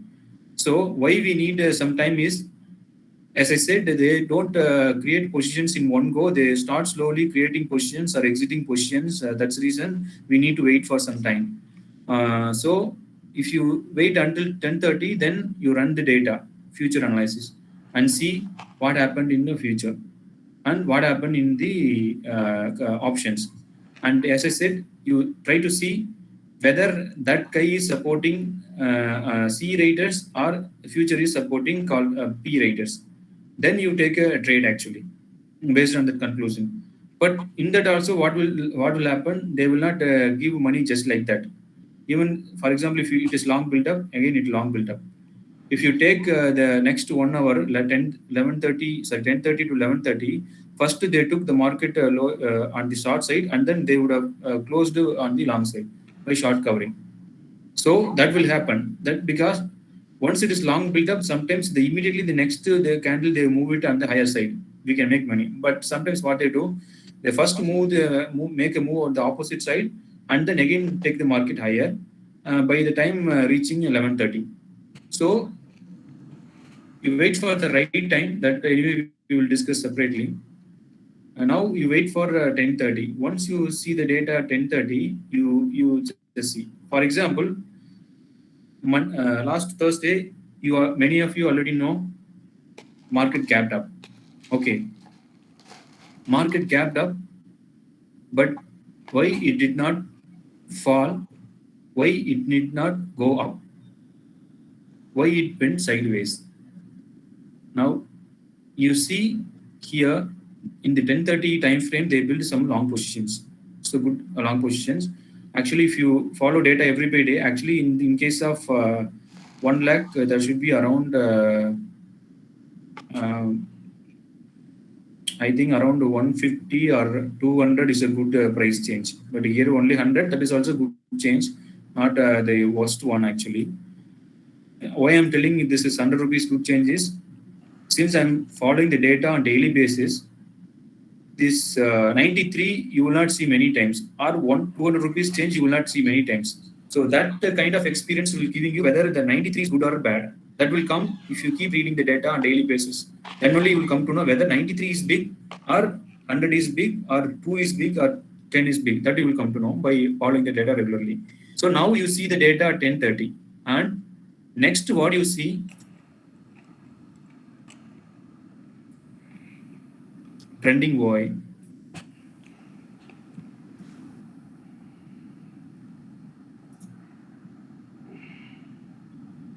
Now you see trending OI. Trending OI, maybe this one you can use 15-minute time frame and try to see.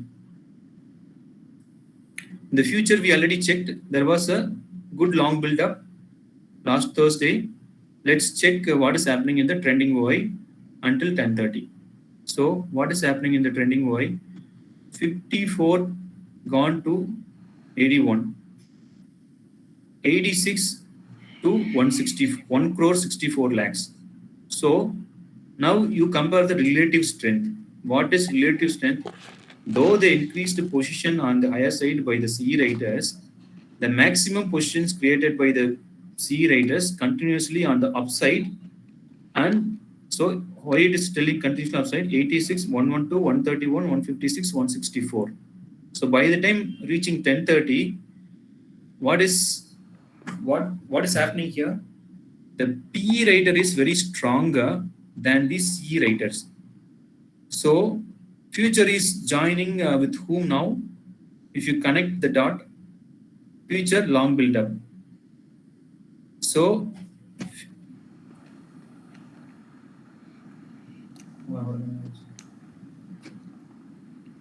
just a second.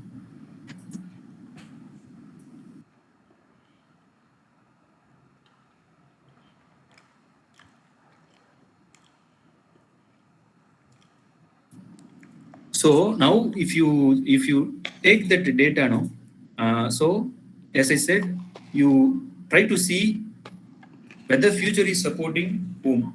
Now you can clearly say, Ashok, here the future long build up, P rater is stronger. That means future is supporting the P raters. So the equal strength guy joined together, beating the another person who is strong earlier. Who is that? C raters. So now 80, though they are building positions from 54 to 81, now this one is stronger with the one. So for sure, these people will not allow the market take lower. Okay, now we will so that how you are interpreting, how you are getting the conviction by observing the data. Why you are observing the data? Because you did not take any trade. You are waiting for the right time. So here you observe the data. Data is very clearly telling there will not be any downside move. In that case, what happens if there is a quick down move? You see whether the down move is coming with a volume on the chart. If there is no volume on the chart, what the data is telling you? Positive side, which is bullish side. Why you are telling it is bullish side? Future is supporting the PE raters. PE raters is stronger than CE raters. So bullish side. Now the fake move is happening. How you are telling it is a fake move? The down move is happening without any volume. So what you can do there, you can immediately use the down move to buy CE long. Might be somebody asking, why Ashok, when market is coming down, you are taking CE long? Because the data itself, conviction telling me when something is happening, when somebody is very stronger on the opposite side without any volume, that opportunity I can use to make a profit. How? There is another way to find out that. So now parallelly you check the VIX data. What is happening to VIX when there is a down move? I will share the other thing, how to read VIX. You see, actually OIPulse, it's a great tool. Without OIPulse, I cannot imagine the index trades, to be very honest. Actually, Siva sir made our life very easier, giving the very good tool actually.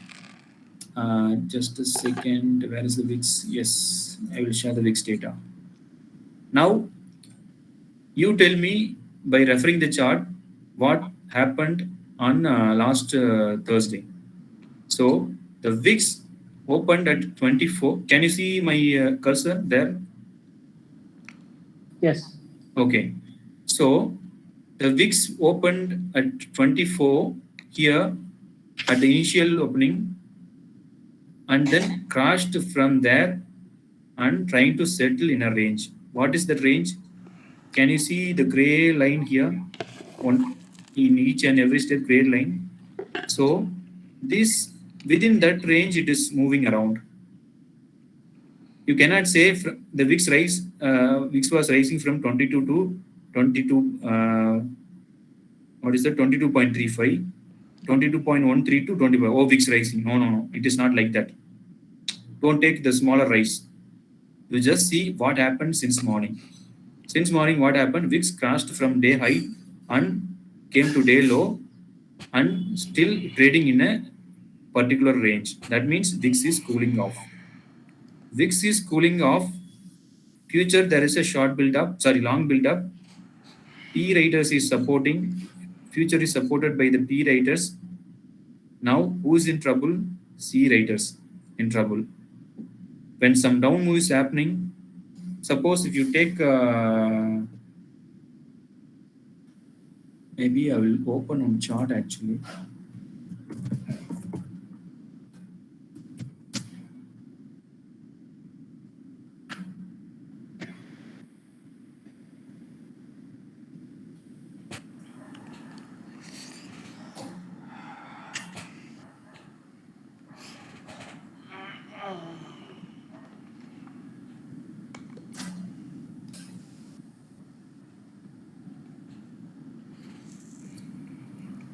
Ashok, Yes. if you can open historical data in VIX and index and look at the 16th March data, you can see the VIX crash and index moving up. Last 1 hour of trade. Yeah, anyway, we will complete all these steps. Then we will take a different. Yeah, it was in the same. It was in the same VIX and index tool. So that's the reason why I said. Yeah, that's okay. Yeah, we will definitely take that. Now we will try to see what is happening there. Okay. Can you see my screen now? What you can see on my screen?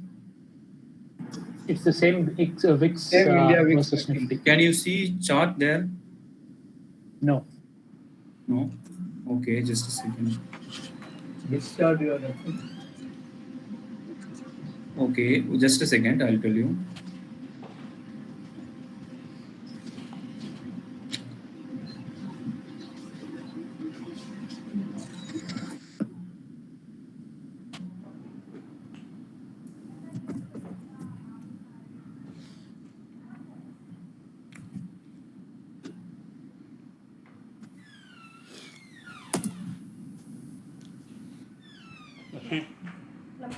Just give me a second. I'll open that. Don't over. Let's see. खाना खत्म करो. Hello Ashok, sorry to interrupt you, but there is an option of like sharing entire screen, sharing selected windows. Yeah, I know. I'm aware of that.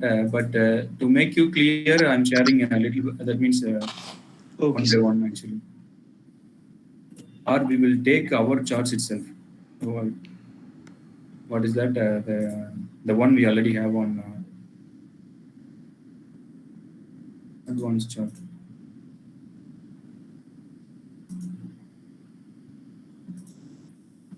Yeah.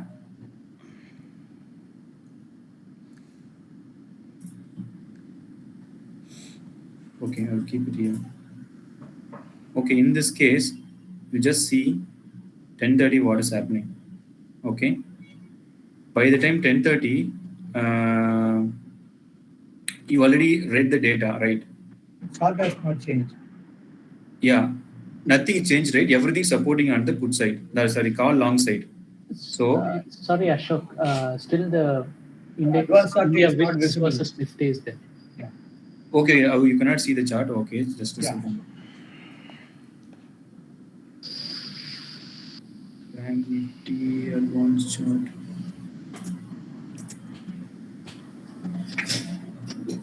Now, can you see now? Yes. Yes, we can see. Yes. So yes. now we already analyzed the future data that is showing long build up, and there VIX also we checked it is crashed from initial higher level, and we also checked the trending OI 10:30. So trending OI is supporting the future, so that means up move because P rater is stronger there. Now the P raters and the future joining together. So that time assume that you have analyzed here. Suppose if you take the trade here, then you can make profit. The price, assume that the 10:30 exactly at a super trend actually. Assume that it is somewhere here. It is not the super trend. Here, you just anyway the data is already telling you it is a bullish side and it is very strong. But don't take entry here itself. When price is coming to here, you make an entry because normally if you chase the running price, no, I will tell you that I will cover the point separately. Don't always chase the running price unless you are ready to lose some money. What I meant ready to lose means that doesn't mean you will lose your money. What happens in case if it is going opposite side? You will lose money. No, that is what I'm trying to refer. If you're ready to lose your money, you chase the running price. But you got my point actually. Running price if you chase, Yes. no, it is Yes, like yes. taking the breakout trades. Sometimes the breakout will take the opposite direction and move it to the opposite side. So that means there you will lose some money in case if it is moving opposite side. Most of the time all the breakout will take the first opposite side move and then actual side move. By the time it is moving the opposite side, you will keep the trailing stop loss that will get hit and then you will lose your money. Instead, wait for the price come down to the support level instead of chasing the running one. So in case if the time frame 10:30 somewhere here and wait the price come down to here. And here if you take the C long, no, then you will make a profit. And once it is once it is moving above your buy price, you keep trailing it and then you can make profit. So anyway, that I will cover separately, but again I will jump to the other interpretation. Just we will cover the all parts. Then you can ask questions to clarify. I will. Then what I do next to see the strength, what is really happening at the particular strike.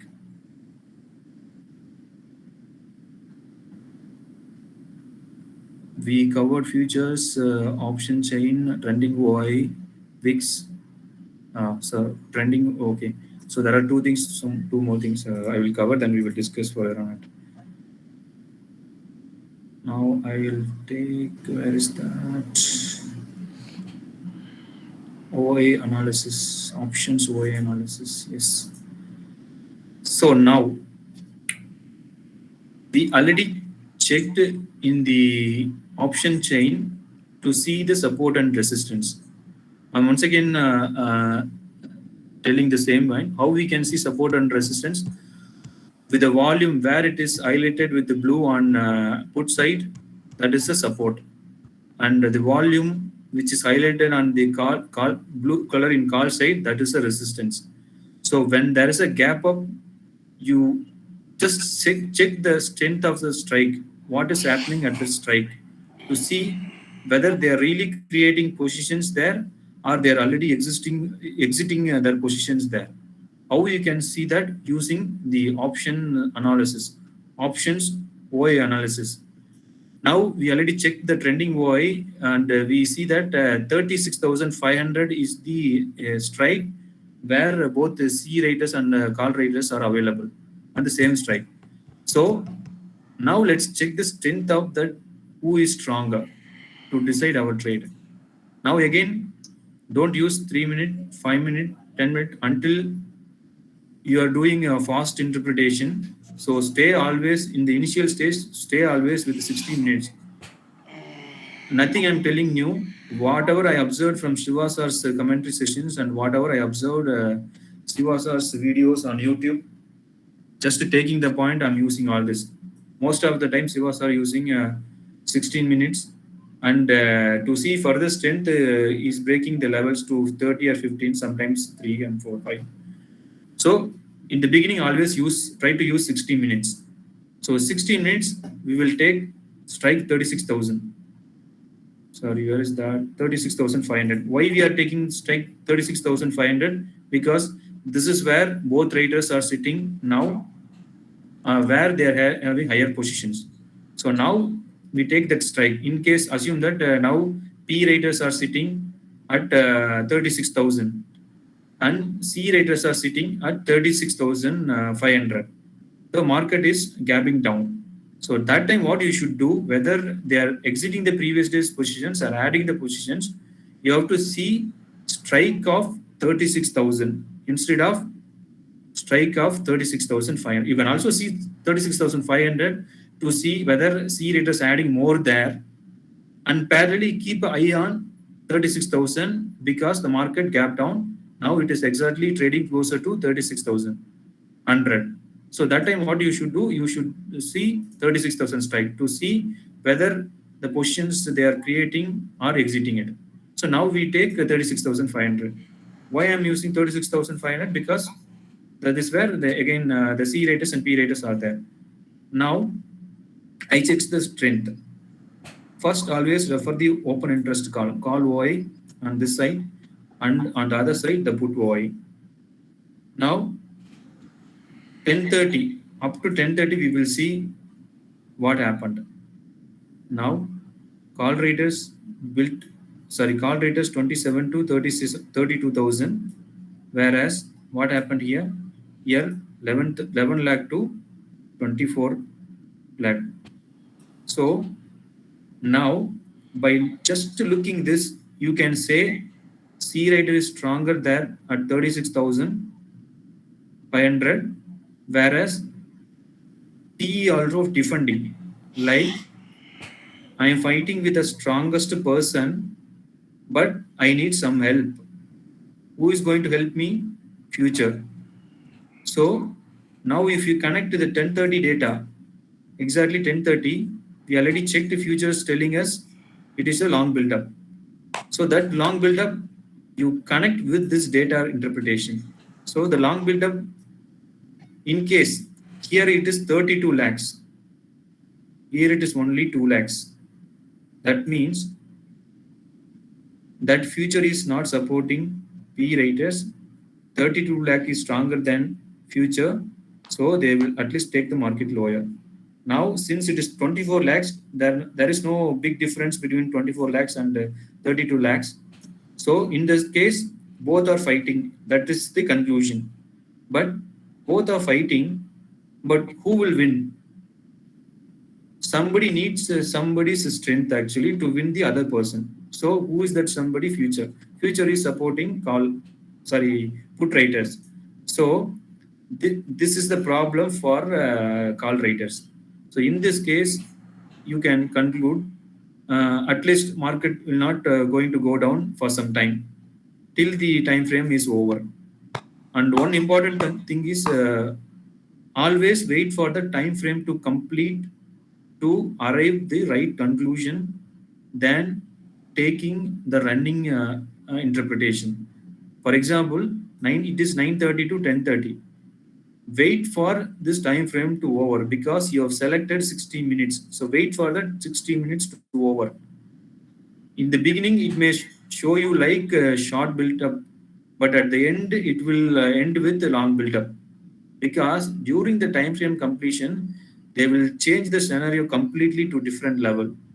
So who are chasing the running one, that's why I always telling, if you have the quick execution skills and if you have the quick interpretation skills, you can enter in the running price like what Sivasar is doing.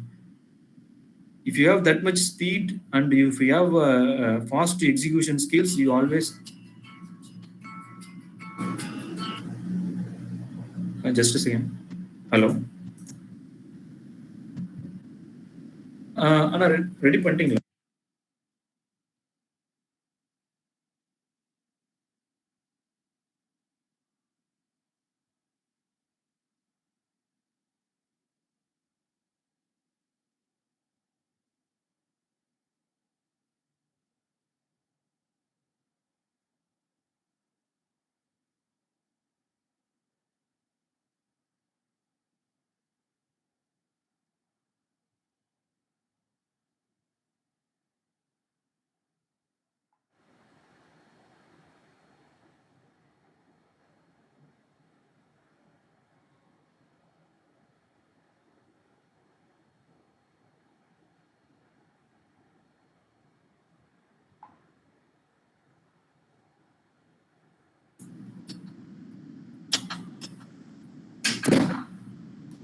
Sorry.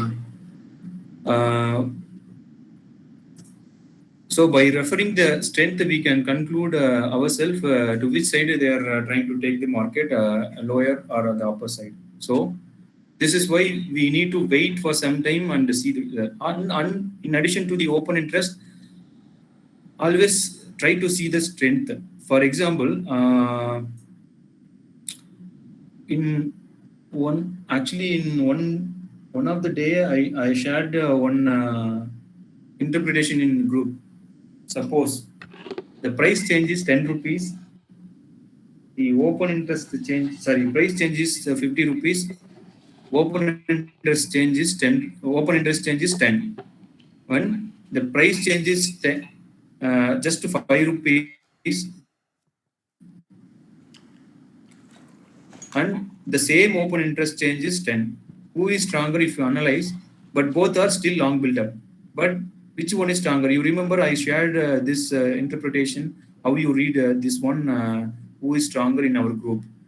So, though the price changes by 1 rupee or 0.5 rupees, 50 paise, since the interpretation or the text, the call interpretation text will give you a clue, text will give you a message saying it is long built up. Suppose why it is long, what is long built up? Rise in OI, rise in price. So whether the rise in price is 1 rupee, that is still we will call it as a long build up.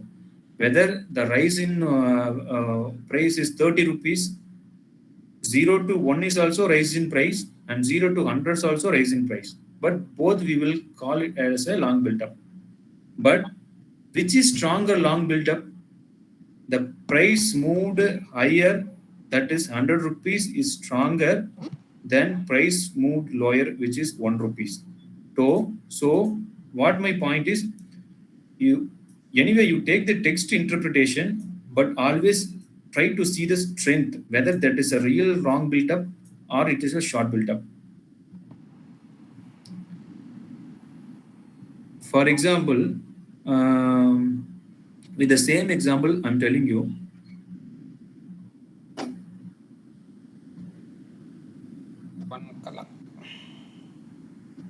yeah, in the same 50 rupees change for 10 open interest, why it is 50 rupees change? If you think logically, literally there is no seller.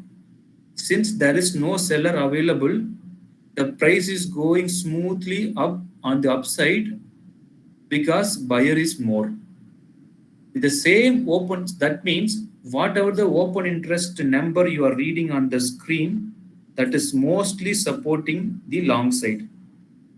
In case, if you think if seller is available, what would have happened? Out of that total 27 lakhs, assume that this instead of 27 lakhs, this is 10, only 10. But the price change is just 2 rupees. So if you think again logically, why it is 2 rupees? But the same open interest. Because somebody was selling that when the price is going up, not allowing the price to go up. So since the seller is available there, the price is not moving much. So whatever the number you are reading, say 10 open interest, out of the 10 open interest, at least 5 open interest sellers, 5 open interest buyers. If all are buyers, then the price would have moved at least 50 rupees without any hindrance or without any stop. It is stopping with a lesser change. Price change is very lesser because of the available seller there. So what my point is, though the text is telling you it is a long build-up, you try to see the strength. For example, you take this one.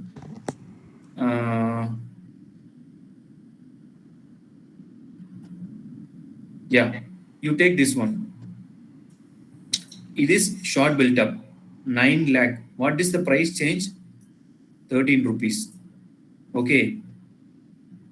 Now you see the price change here, it is 29 rupees.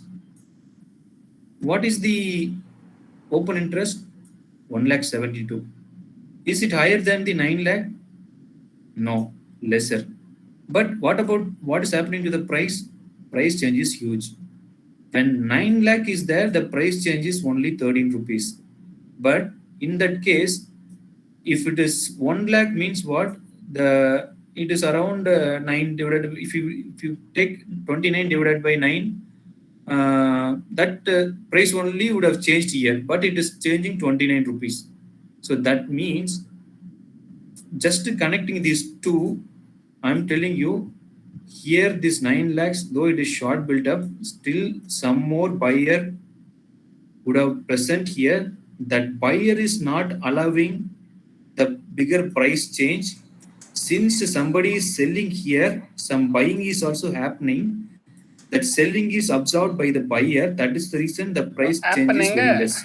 So, but whereas here, some selling is happening, price change is comparatively higher compared to the previous one. That means if you if you do the relative comparison between these two, that means there is literally less buyer here compared to the previous one for the smaller open interest change. That's the reason the price change is huge here. So you refer the text interpretation, good, okay, but most important interpretation is try to see the strength. By referring strength like this for the 10:30, 9:30 to 9:15, 9:30 to 10:30, you will come to know who is stronger, who is weaker. Then that you compare with the options data. From that comparison with the interpretation, you will come to know whether they are adding positions or exiting positions, previous positions. If they are adding, no, after gap up, you can buy the C long side. So this is how I do it. Now, in addition to that, you compare that with the other side. Now, we compare first open interest, that one, we already checked is stronger. Now, we took price change in between here and try to see the strength. Now, we compare between these two guys. Now, if you take 10 lakh, here it is 9 lakh. But where is the highest price change? It is 143. But for the 10 lakh, it is 143, but 9 lakh only 13 rupees.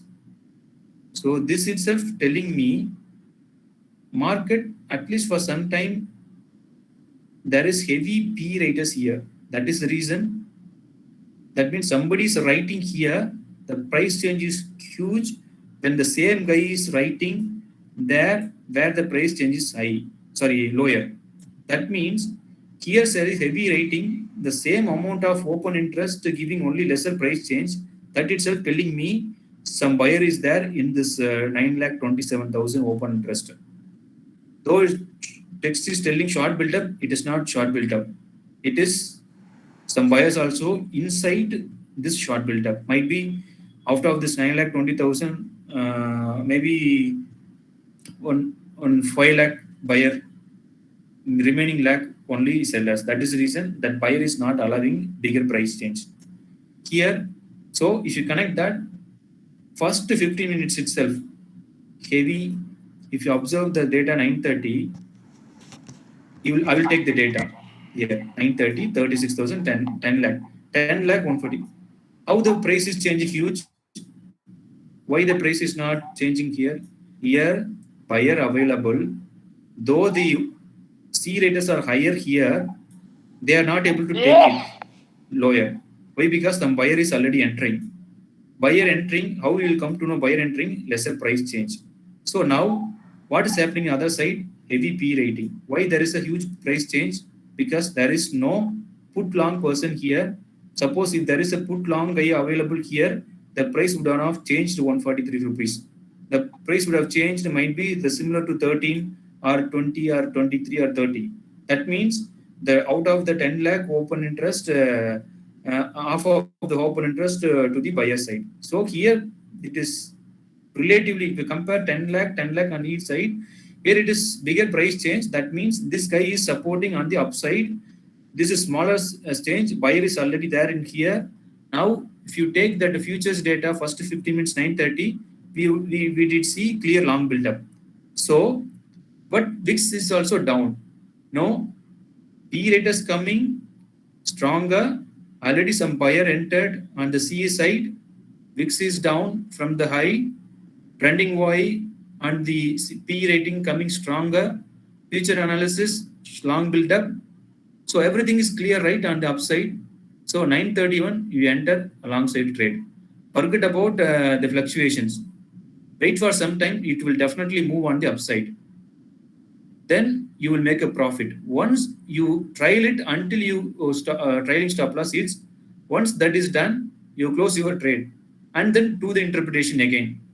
And see when everything is aligning on the same side, take a trade, trial it, book your profit. Then look for data. Everything is aligned same, take a trade, trial your profit. Then that's it. Once you achieve 1%, 2%, close your trade terminal. Watch the data for better understanding so that you will get a better conviction so that you can take more lots so that you can make more profit. So this is how I do it, and this is how I follow the data very closely and strictly. And one more thing is option statistics. That is the last one. I will share that one. Option statistics.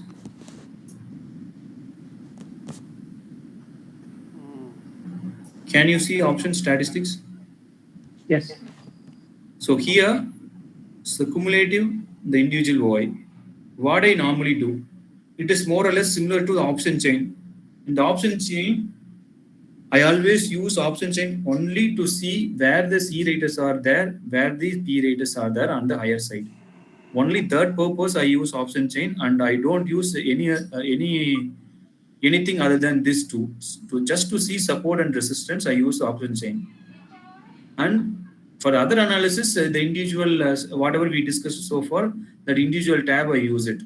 Now, individual OI also similar to option chain. If you take very closely here, actually this is the particular day position.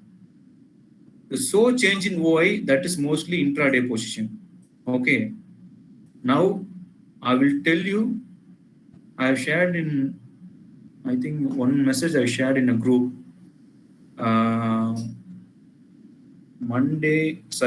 Thursday before market opening, I was telling in the group, the market going to be most of the time in the neutral side today. and writing is going to happen. Even though it is a gap up, I said in before market opening time, I said it is going to a neutral side. How I identified? क्या neutral तो Go to historical data. वही रहेगा Wednesday, okay. Tuesday.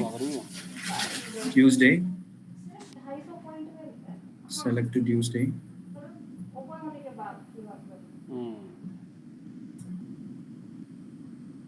Okay.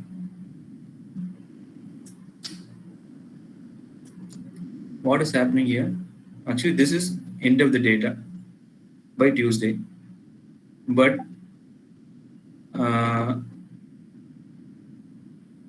here 35,000 where the ATM is there. Now just click the show change in data. Why we need a show change in data?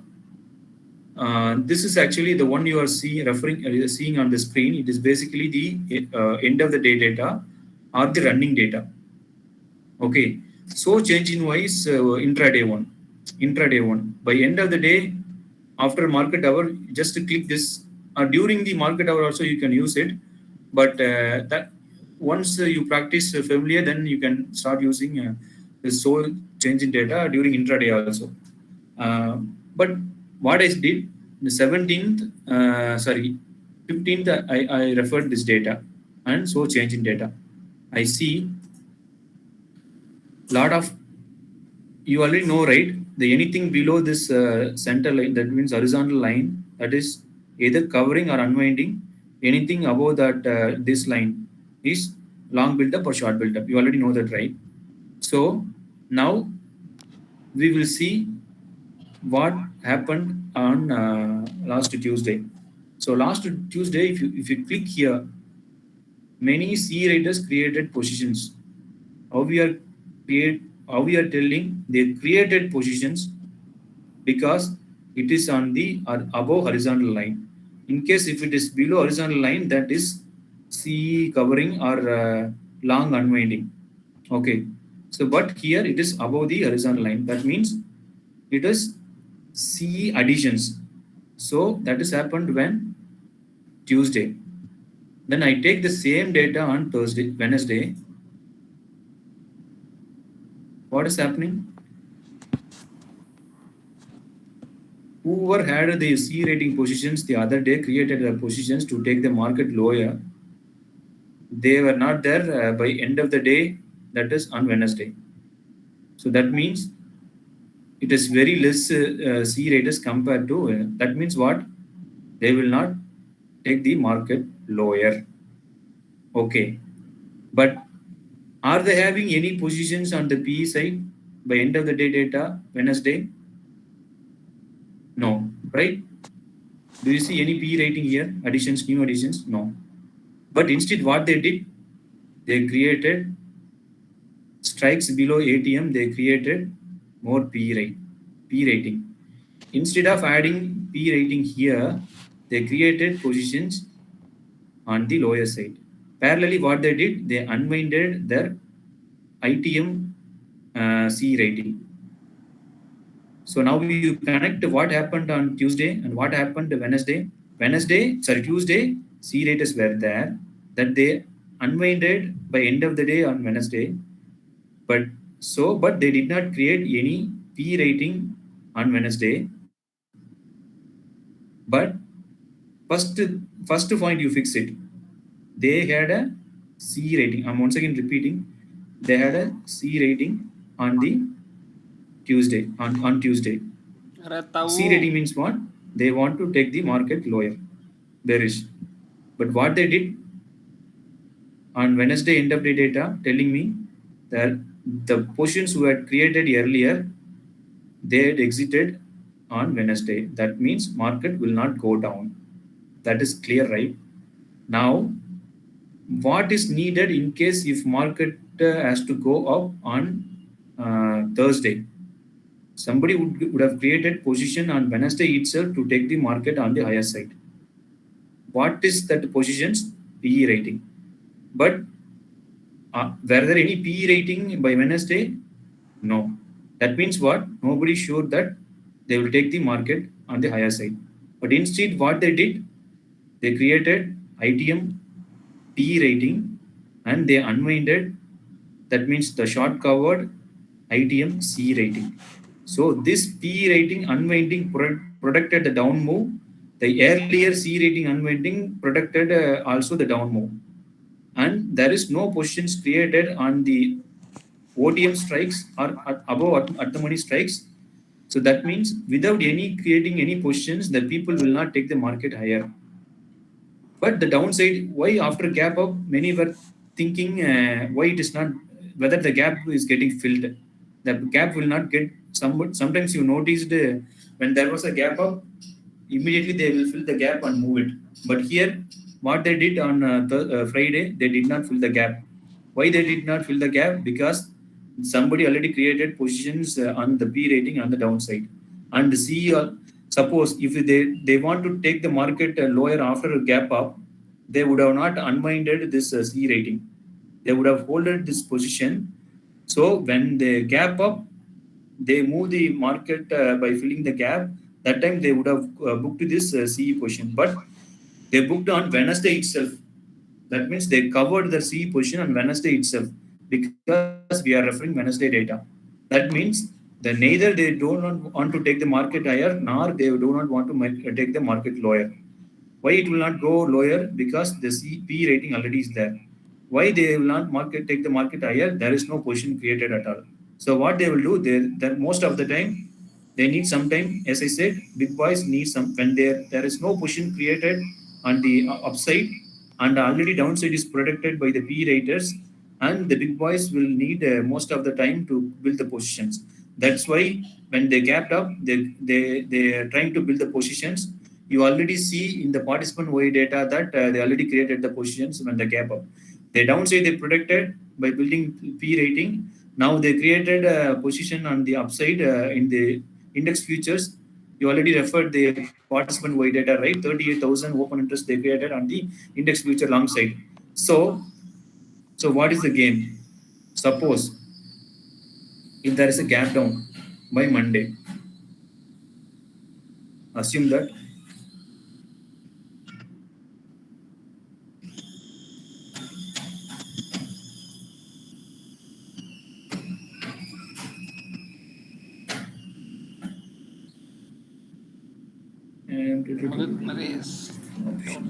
yes. Can you see option chain now? Okay. Yep. Yes. So when now we checked everything,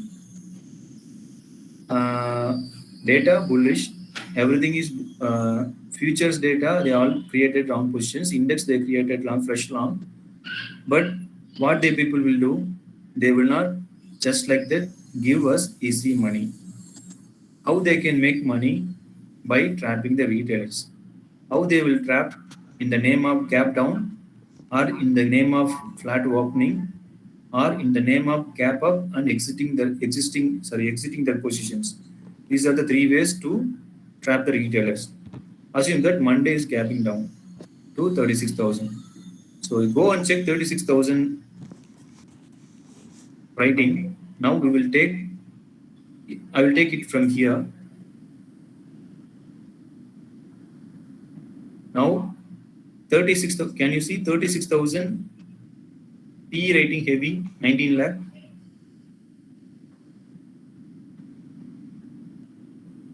Sorry. Hello. Hello. Yeah, one of the participant has mentioned about that the expiry being 17th March. Can you change that to the next week expiry? Yeah. So 19 lakh. If you see in case of gap down Monday, you see 19 lakhs there, and you see in other side 36,000 only 3 lakh. So who is stronger? 19 lakh is stronger than 3 lakh.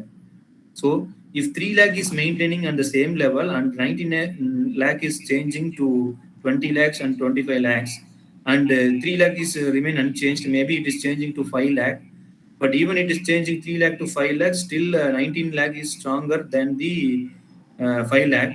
And if you see further addition in the 19 lakhs to 20 lakhs, meaning that they are using the gap down opportunity to add more PE rating to take the market even higher. But when we don't refer these data, what we'll normally see in case of gap down, we will chase the PE long. So most of the retailers will chase PE long because it is gap down.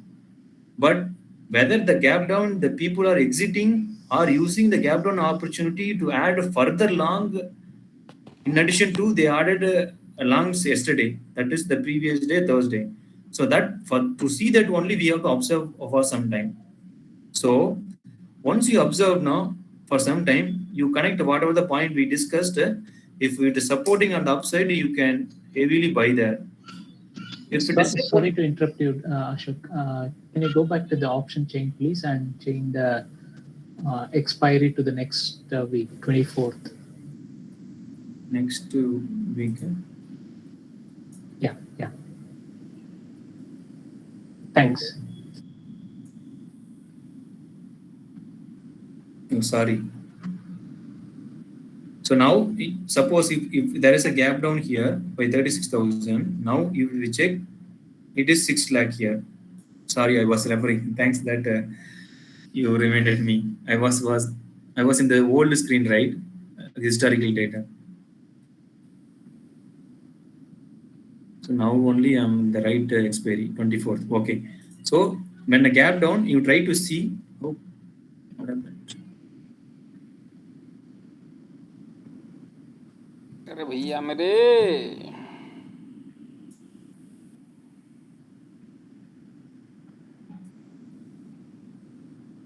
ओ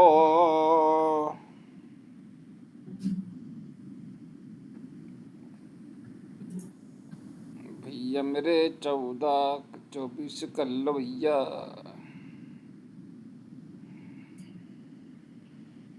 हाँ भैया मेरे Why it is showing still in the same expiry date? Okay. So now if you see here 36,000, suppose if there is a gap down on Monday, where is the highest PE raters? Here it is 36,000. How I'm telling it is 36,000 because the longest green color is the highest one. In case of that will act as a support when there is a gap. Suppose gap down is 36,200. The price is future is trading 36,428 and the future is trading 36,200 plus.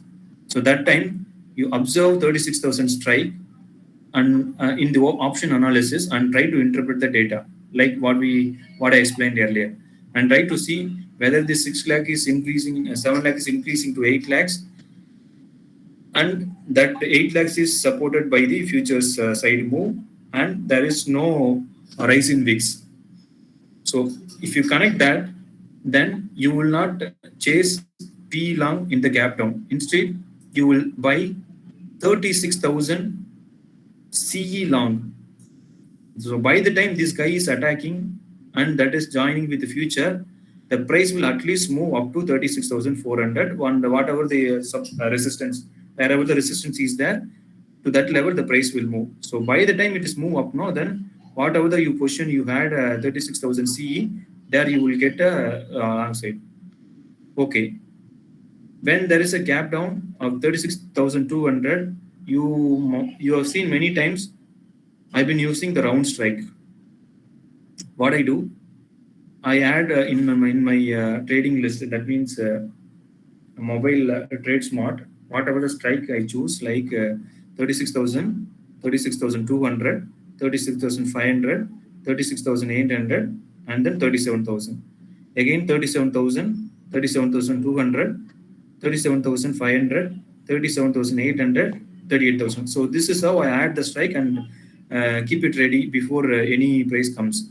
So that range I already add in my trading list. So when price is trading 36,200, I will not take 36,200 CE long.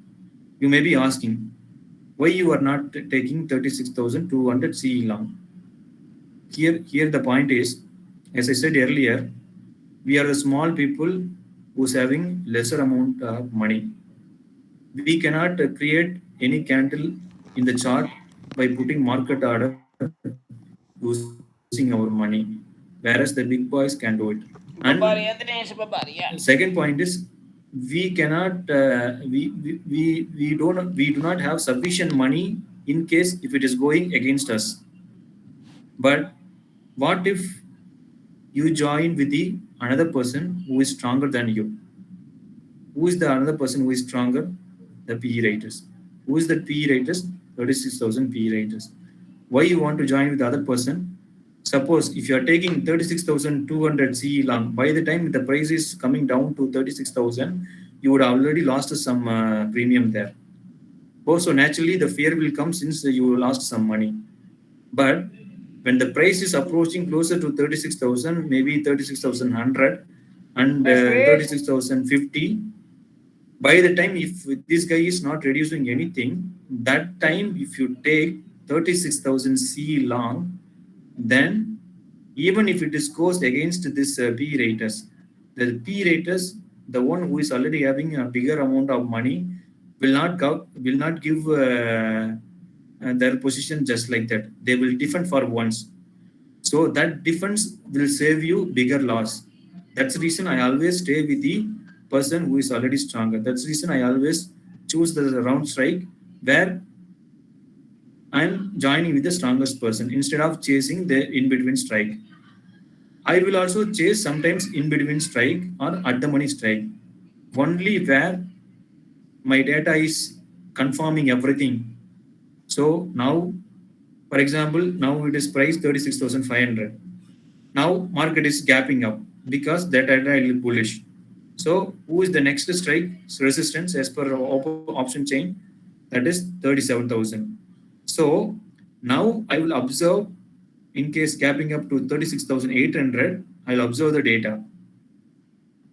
And if there is continuous fall in VIX, if continuous long build up in future, then continuous PE rating on the lowest strike, then it is a problem for 36,000 CE raters who is there, who is having highest position.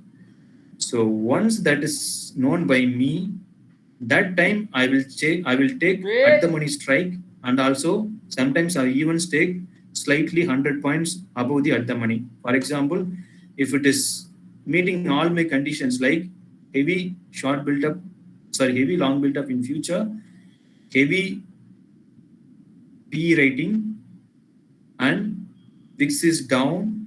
Now the price is trading 36,800 and 37,000 C is slowly exiting. How I can see slowly exiting? By doing the options analysis like we did in the individual strike, just referring the strength. If everything align with me, then I will take the at the money strike trade. And that time I will take higher quantity.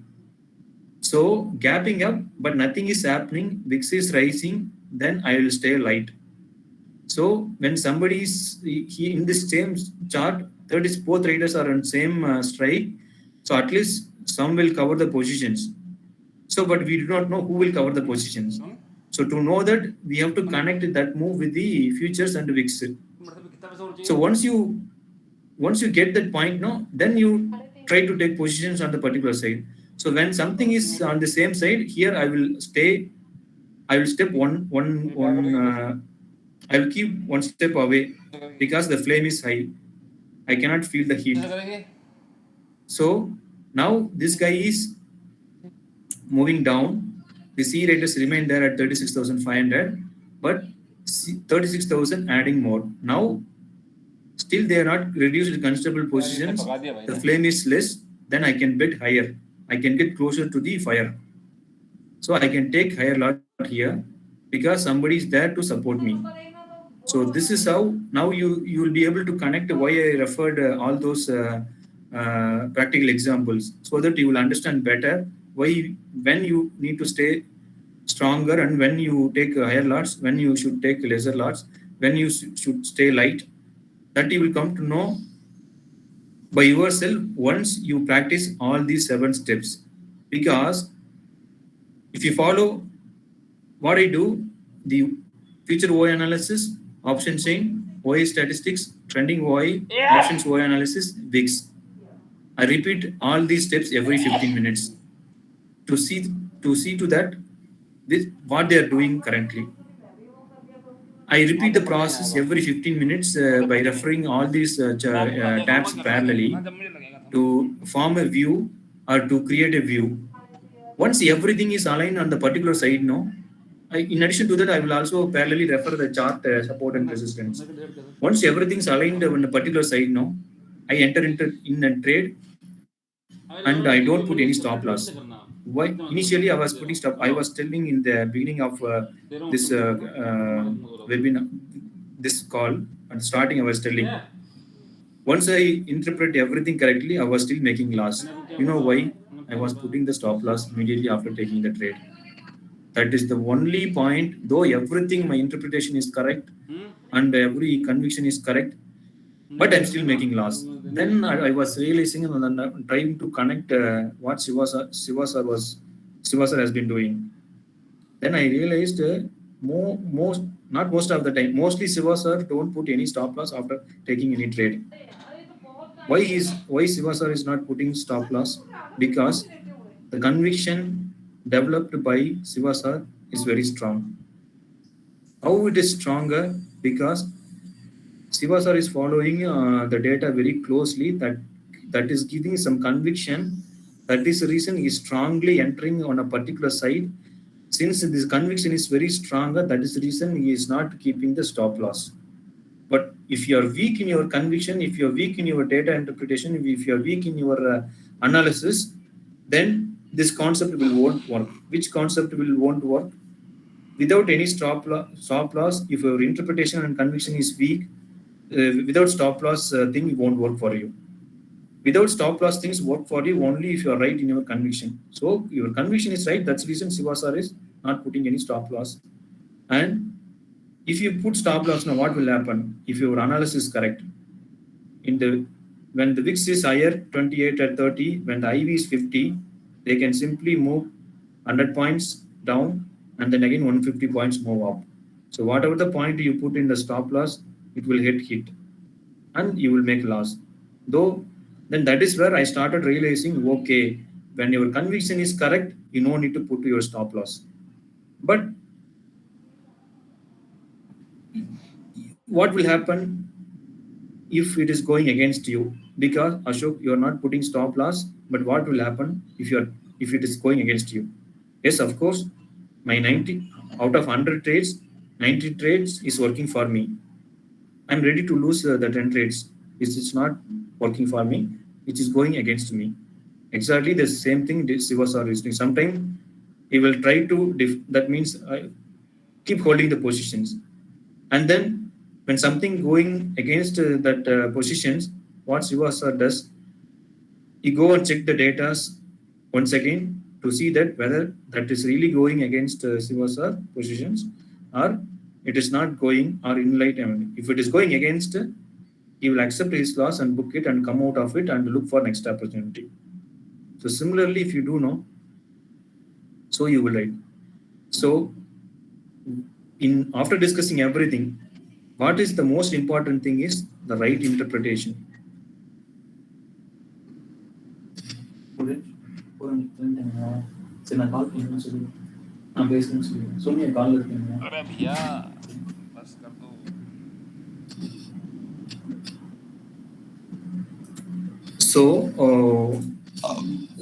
My point is, you get your conviction or interpretation correct, enter your trade at the right time when the price coming to your level.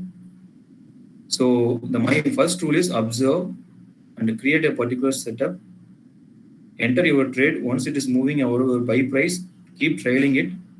Once the trailing top loss done, you are done with the particular trade. And don't enter in the same trade again in the middle. No, don't do that. Because if you enter in the middle, whatever the profit you made earlier, you will lose it again. then you will back to square one. So don't do that. You wait for next clear opportunity, enter your trade, trail it, close it, then wait for some time, keep observing data, enter it, close it. If you do this if you do this regularly now, I'm telling you, you will not make loss and you will not feel that option is cheating game and option is a gambling game. You will not feel bad. If you follow all these discipline now, you will definitely make a money. Trust me, I did same mistakes earlier, but I've somehow corrected with a lot of understanding, lot of watching a lot of videos.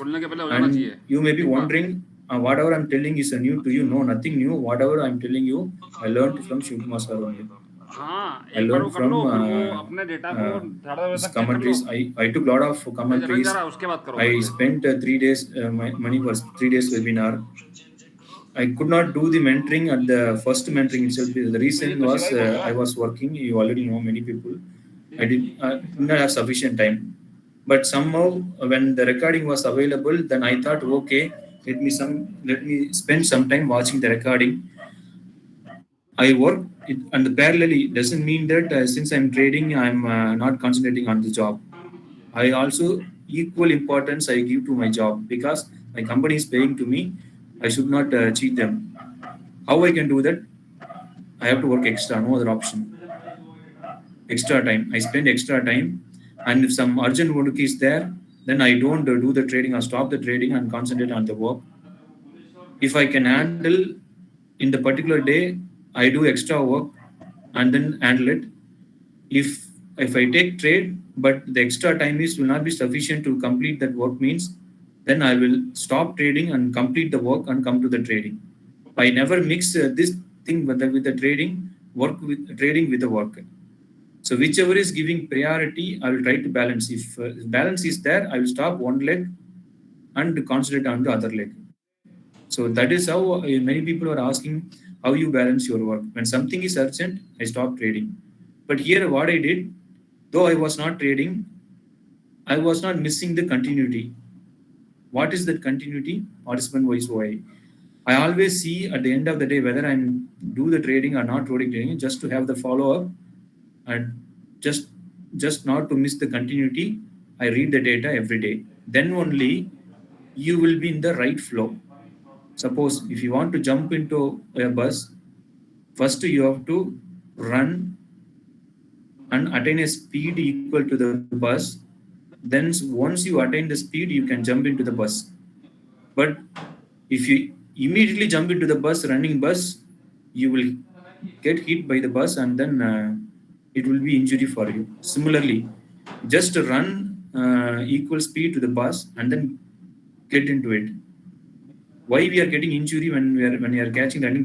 Because our speed is not equal to the bus. That is the reason it is hurting us. Similarly, go step by step and then board into it. So I think I'm covered all the points. If you have any queries, you can ask. Thank you, Ashok. Mahesha here. It's a wonderful walkthrough of the entire steps. Hats off to your teaching capabilities. One question I have is, do you, after that, the FIA position, which we do it overnight, I mean, at the end of the day, once it comes in the fitter, the next steps you follow it on a 15-minute basis, the entire market hours? The step number 2, the step number 3, 4, 5. You mean the 15 minutes basis you follow? I always use trending OI. Mostly I use 15 minutes time frame because trending OI, we are just trying to see from the trending OI who is stronger and who is not stronger. It's a minimum 15 minutes time frame. Don't go below 15 minutes because the speed, we still not come to a level where we can interpret very fast. Correct. Because by the time, if you take 3 minutes now, by the time you interpret, the 3 minute already would have closed. Yes. Then you will end up in the wrong side. So you, at the beginning, always stay with the higher than 15 minutes. That will give you some minutes. But if you use higher than 15 minutes now, what will normally happen? So in the 15 minutes, it will tell you it is bullish. But in the next 15 minutes, then sometimes they take it market immediately on the higher side. But in the next 15 minutes, what they will do, out of the next 15 minutes, the first 10 minutes, they will make a down move. And closer to the completion of the next 15 minutes, they will make up move. Okay. So another parallel question to this, like at the end of first 1 hour, like say 10:30, you do all this 7 steps. Okay. And you come to a conclusion and you go for the ITM based on the P writing. So you go for 36,000 CE long position. Yeah. If I'm just giving a scenario, what you explained. And you take a trade. Once your trade is done by hitting the trailing stop loss. Yeah. And for the next analysis, how much time frame do you leave? No, sometimes you will get immediate trade because the data again. So once the trailing stop is hitting, what you should do, you try to see whether suppose if 36,000 it is going, for that only I'm using support and resistance in the option chart. If you take option chart on 4-hour time frame, you just mark the high and lows of each candle. I'm telling opening and closing price of each one, the previous one, the normal support and resistance, how we will act now in normal charting, how you will draw support and resistance. The level which broken earlier will act as a resistance when the price is moving up. The same simple concept you apply in the option chart on the 4-hour time frame or 1-hour time frame or 15-minute time frame. Okay. So when that is happening, suppose assume that you now the 36,817. Okay. Monday gap down. Okay. So the 36,000 and the 817 maybe due to the premium erosion, it is coming around 600 plus or 700 plus. So now you already got a clue the market is going to go up because you already interpreted the data, everything supporting on the upside move. So that time you just try to see support and resistance of 36,000 strike in the options particulars. Try to see what is support and resistance in 1-hour time frame or 15-minute time frame. Yeah. I mostly use moving average. What is that moving average? 45 MA, 9 SMA, I use it. And support and resistance, you might have noticed several times, I'm marking horizontal lines on the options price. So once the price is achieved, no matter what, you book your profit. You wait for, don't hold your long position at resistance. Don't hold your short positions at the support. That is my point. Whatever be the situation, whether it is still supporting on it, because sometimes they will make a move again on your same side, but most of the time they after touching support, they will move to the opposite side. But in that case, if you book that profit at the resistance now, since you are marked resistance level, then again it is coming to support, you can take one more trade there. Okay. So this is how you can keep constant profit. Instead what you do, you take a trade and trailing stop loss hitting, then again you are entering on the same trade. What if it is the price is at a resistance? Yeah. Whatever the profit you end, you will lose it. So once you take trade, before you trade, you try to mark support and resistance on your chart to make yourself ready. Make small plan before you take a trade. Okay, I will buy only if it is coming to this price. I will exit my profit once the price is reaching there. Whatever method you follow, which suits you, you follow. Either you moving average or support and resistance lines or trend lines. Whatever you follow. Or you keep some standard points. 30 points, no matter what, I will book. 50 points, no matter what, I will book. So whatever method suits you, you follow. And once you're done with the trade, you don't jump into the trade next time immediately, and wait for some time and observe for some time, so that if it is giving again, you can re-enter there and then make profit. So I hope I answered your question. Yeah. Got it. Thanks. Yeah, welcome. So any other queries, team? So another query is linked to the same one. like in the morning trades based on the data analysis and some price action. Okay. So you would have gains to some extent. And Yeah. the same thing what you just alluded, like if you go into the mid of the trade of that curve, you will lose the point. So that thing happens in the afternoon. Yes. Again, back to square one. So Yes. so do you interpret the data on hourly basis? Like first is 10:30, you take a call, you go get some conviction in getting into the trade, and next analysis of the data. That is the interval for the next analysis. What is that interval? Okay, every 15 minutes I go through all these tabs.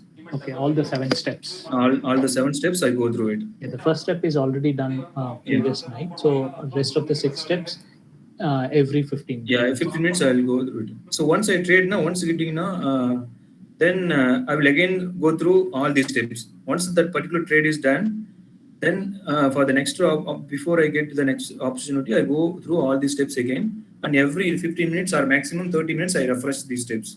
Okay, thanks. To form a view. And parallelly, I will see support and resistance on the chart. Option chain page.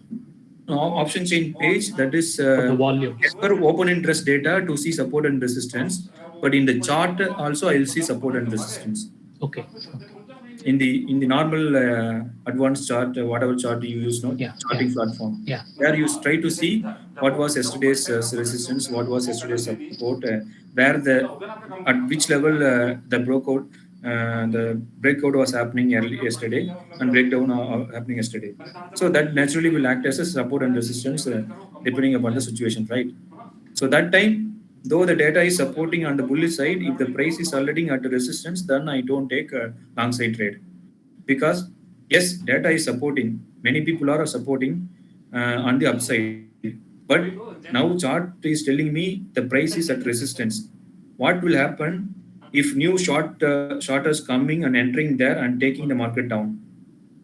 So, the same thing happened many times, even yesterday also. That's the reason, Thursday. though the data is telling you bullish, you try to see if showing bullish, but the chart is trading at support, then you can take a support trade. But data is bullish, but chart is price is trading at resistance in the chart, then avoid, wait for some time. Instead of chasing immediately, wait for some time. Okay. Yeah. Thanks, Ashok. Yeah, welcome. So, any questions? Hi, Ashok. Yes. Nicely explained. Thanks so much for first of all. Yeah, you're welcome. One query.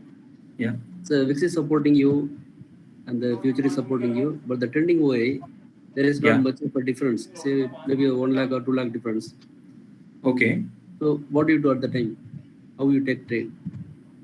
Means the both side trending OI, there is much difference. Not much of a difference, yes. Yeah, much of difference, but VIX is supporting you, future is supporting you. Yes. That is where you have to see, suppose the future is a good one, which is supporting the P raters. This is where the future, normally what we do, we don't combine the strength of other one with the other one. That is where we miss to notice that, then that is where we are mostly in the wrong side. That time, if it is both are similar, you try to see future is supporting whom. Okay, definitely if both are same, assume that I'm just referring again the same point, you are stronger than me or I'm weaker than you. Okay, now but somebody is joining with me, so if in the first situation you can beat me because you are stronger than me. Now suppose if one guy is joining with me and we both try to beat you, we are stronger because we are combined. So similarly, if call rater is stronger and equal position is put raters, then try to see future is supporting whom. If future is huge short built up and call rate is stronger, VIX is supporting, that means the put will go and cover their position. Got it. So that's the reason you should not differentiate, you should not keep futures separately and options separately. Always combine and try to see future is supporting whom, and based on that you can arrive your conclusion. So back to your question, if short build-up is there in future and that is supporting CE writers, that means you can take PE long there. If short build-up instead of short build-up, if long build-up is there, good long build-up is there, that is reporting uh, P raters. So you can take that P rating opposite side of the trade, that is long side trade, you can take it. So you try to see always who is stronger and who is supporting whom, and based on that you arrive your conclusion. I hope you understood the point. Yeah, which means we can consider only the futures and options, right? Options analysis. Yes. Based on this, we can take call, right? Yes. Okay. Thank you so much. Yeah, you're welcome. And any other questions? Hi, Ashok. This is Sagar. Thank you very much for your valuable time Yeah, for analysis. My question is, you don't trade before 10:30?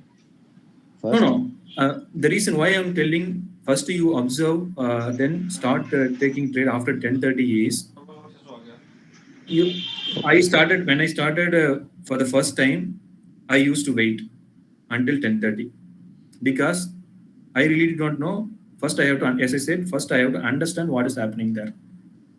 Then, if you start doing this for some months now, 6 months or 3 months or 6 months now, I'm telling you, you will trade at the opening itself. Okay, so it's about experience. Answering your question, yes, I trade sometimes at the opening itself. Because the continuity and follow-up on the conviction I created, since I have a close follow-up every day, that itself giving some conviction when something is happening tomorrow on the same side where I'm predicted, then I immediately enter into trade. Then, answer your question, yes, I do take trade before 10:30, even 9:60, 9:20, but not all the time, and not always after 10:30. Peter talks to his computer. He prefers it to typing and particularly before. Yeah, you keep practicing this 10:30. After some time, you will also take trade at 9:30 also, 9:15 also. Okay, thank you. And one more question. Yeah. Sometimes what happens with me in particular, I am observing the data all the time and in ISIN chart, and you are away for 5-10 minutes, and those 5-10 minutes it gives a breakout your entry point. Yeah. And I generally miss that. Shall I go ahead with the trend or should I wait? No, it is again. It is depends upon your risk, and that's if you don't want higher risk, then you wait for price come down and enter. If you're ready to take higher risk, then you enter immediately. And as I said in the beginning, if you have quick execution skills, that means the speed at which you can enter quickly and exit, then you can also take the running trade. That is not an issue. But you have to act very fast, like enter, and then once it is moving above buy price, keep trailing it, and once it hits, then done with your trade. But if you enter in the running price and without putting any trailing stops, you keep it without taking any profit trailing stop loss and keep it simple, then that will give you some confusion. That means again it is going back against you, then you will lose your money. So that's the reason always follow what Shiva sir was mentioning. Keep your trailing stop loss once it is moving above your buy price. Simple. Okay, thank you, Ashok. Yeah, welcome, Sagar. Any questions, team? I hope you all understood, at least got something from this call. Definitely, Ashok. Thank you for the wonderful session. And thank you for the insight. Yeah, thank you. Thanks, Ashok. Is the recording will be provided, Ashok? Actually, I did not record. Might be somebody did it. Hello, Raja.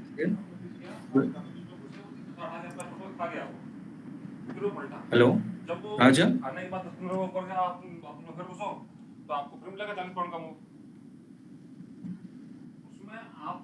Okay, I think so. Any other question? If we don't have, then we can end the meeting. Thank you very much, Ashok, for a wonderful session. Yeah, thank Very you. enlightening. It's a refreshing one. So almost everything you have covered in Shiva's aspect now. Thank you. Yeah. Thanks a lot. Ashok, one last question. Sorry to interrupt, Yeah, no everyone. problem.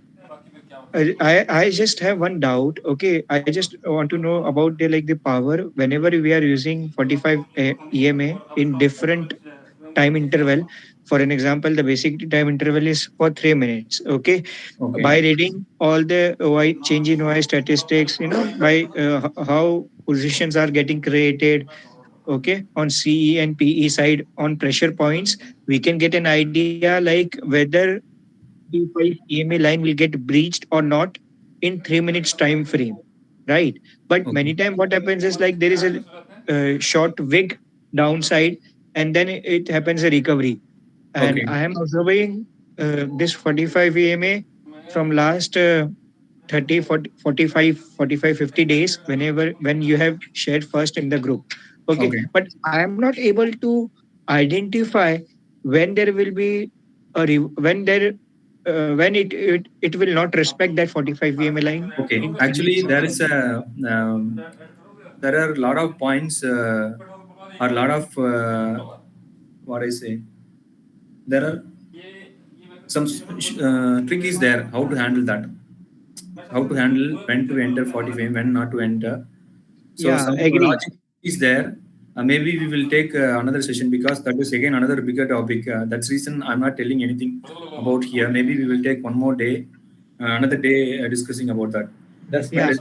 Yeah. you had shared that on personal call, but for the benefit of all, as we didn't cover this today, so that was the reason I asked this question. So Yeah. everyone can benefit it. Yeah, okay, definitely we will cover that in another discussion. But for that, as I said earlier, any indicators will work on any setup will work provided if you understand how it is really working in the live market. So the reason why I developed this one is I tried many things when I was kind of back testing in the live market to understand behavior of this. I got a lot of things actually. So that lot of things. Then when some mistake is happening, I was try to analyze why that mistake is happening, and if it is behaving like this, then mistake will happen. Then that time I fix that mistake next time when similar things arises. So anyway, we will discuss separately how to handle the 9SMA 45 EMA, when to trade, when not to trade. That we will discuss separately, Shailesh. Thank you, sir. Thanks for taking this session. So, Mr. Ashok, for time being, 15-minute time frame is more reliable, right? Yes, 45 that is more reliable. Yeah. Actually, Yeah. 45 EMA, I mostly use, again, it is similar to like the other friend was asking whether you will take a trade before 10:30. Yes, I do take a trade. Similar to that, earlier I was started using only 15-minute time frame using a 9SMA 45 EMA. But now many would have noticed, I don't know how many of you remember that, I even use that for 1 minute time frame. I've used, sometimes it respects 5 minutes time frame also, but Yes. the moment it breaks 5 minutes, it'll respect 15 minutes. That's Yes. what I have. Actually, you can, that particular concept, you can use any time frame. These days, sometimes I'm using 1 minute time frame also.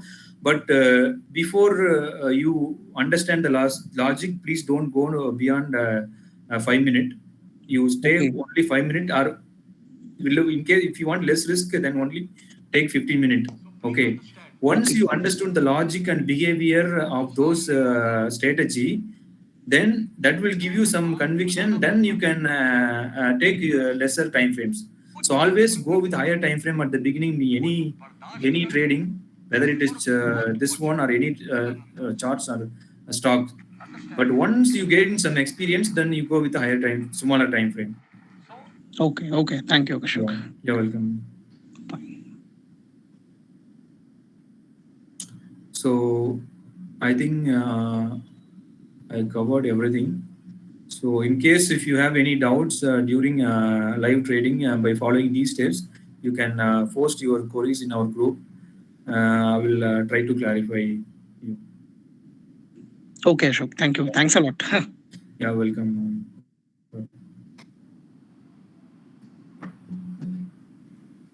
So I think we are done. Can we? I think we can exit. Okay. End the session. Thank you for all these time. Thank you, Ashok. Yes. Yeah. Thanks, Ashok. Yeah. Thank you. Thank you. Thank you, Ashok. Thank you very Thanks a lot. much. Yeah. Welcome. Thank you, everyone.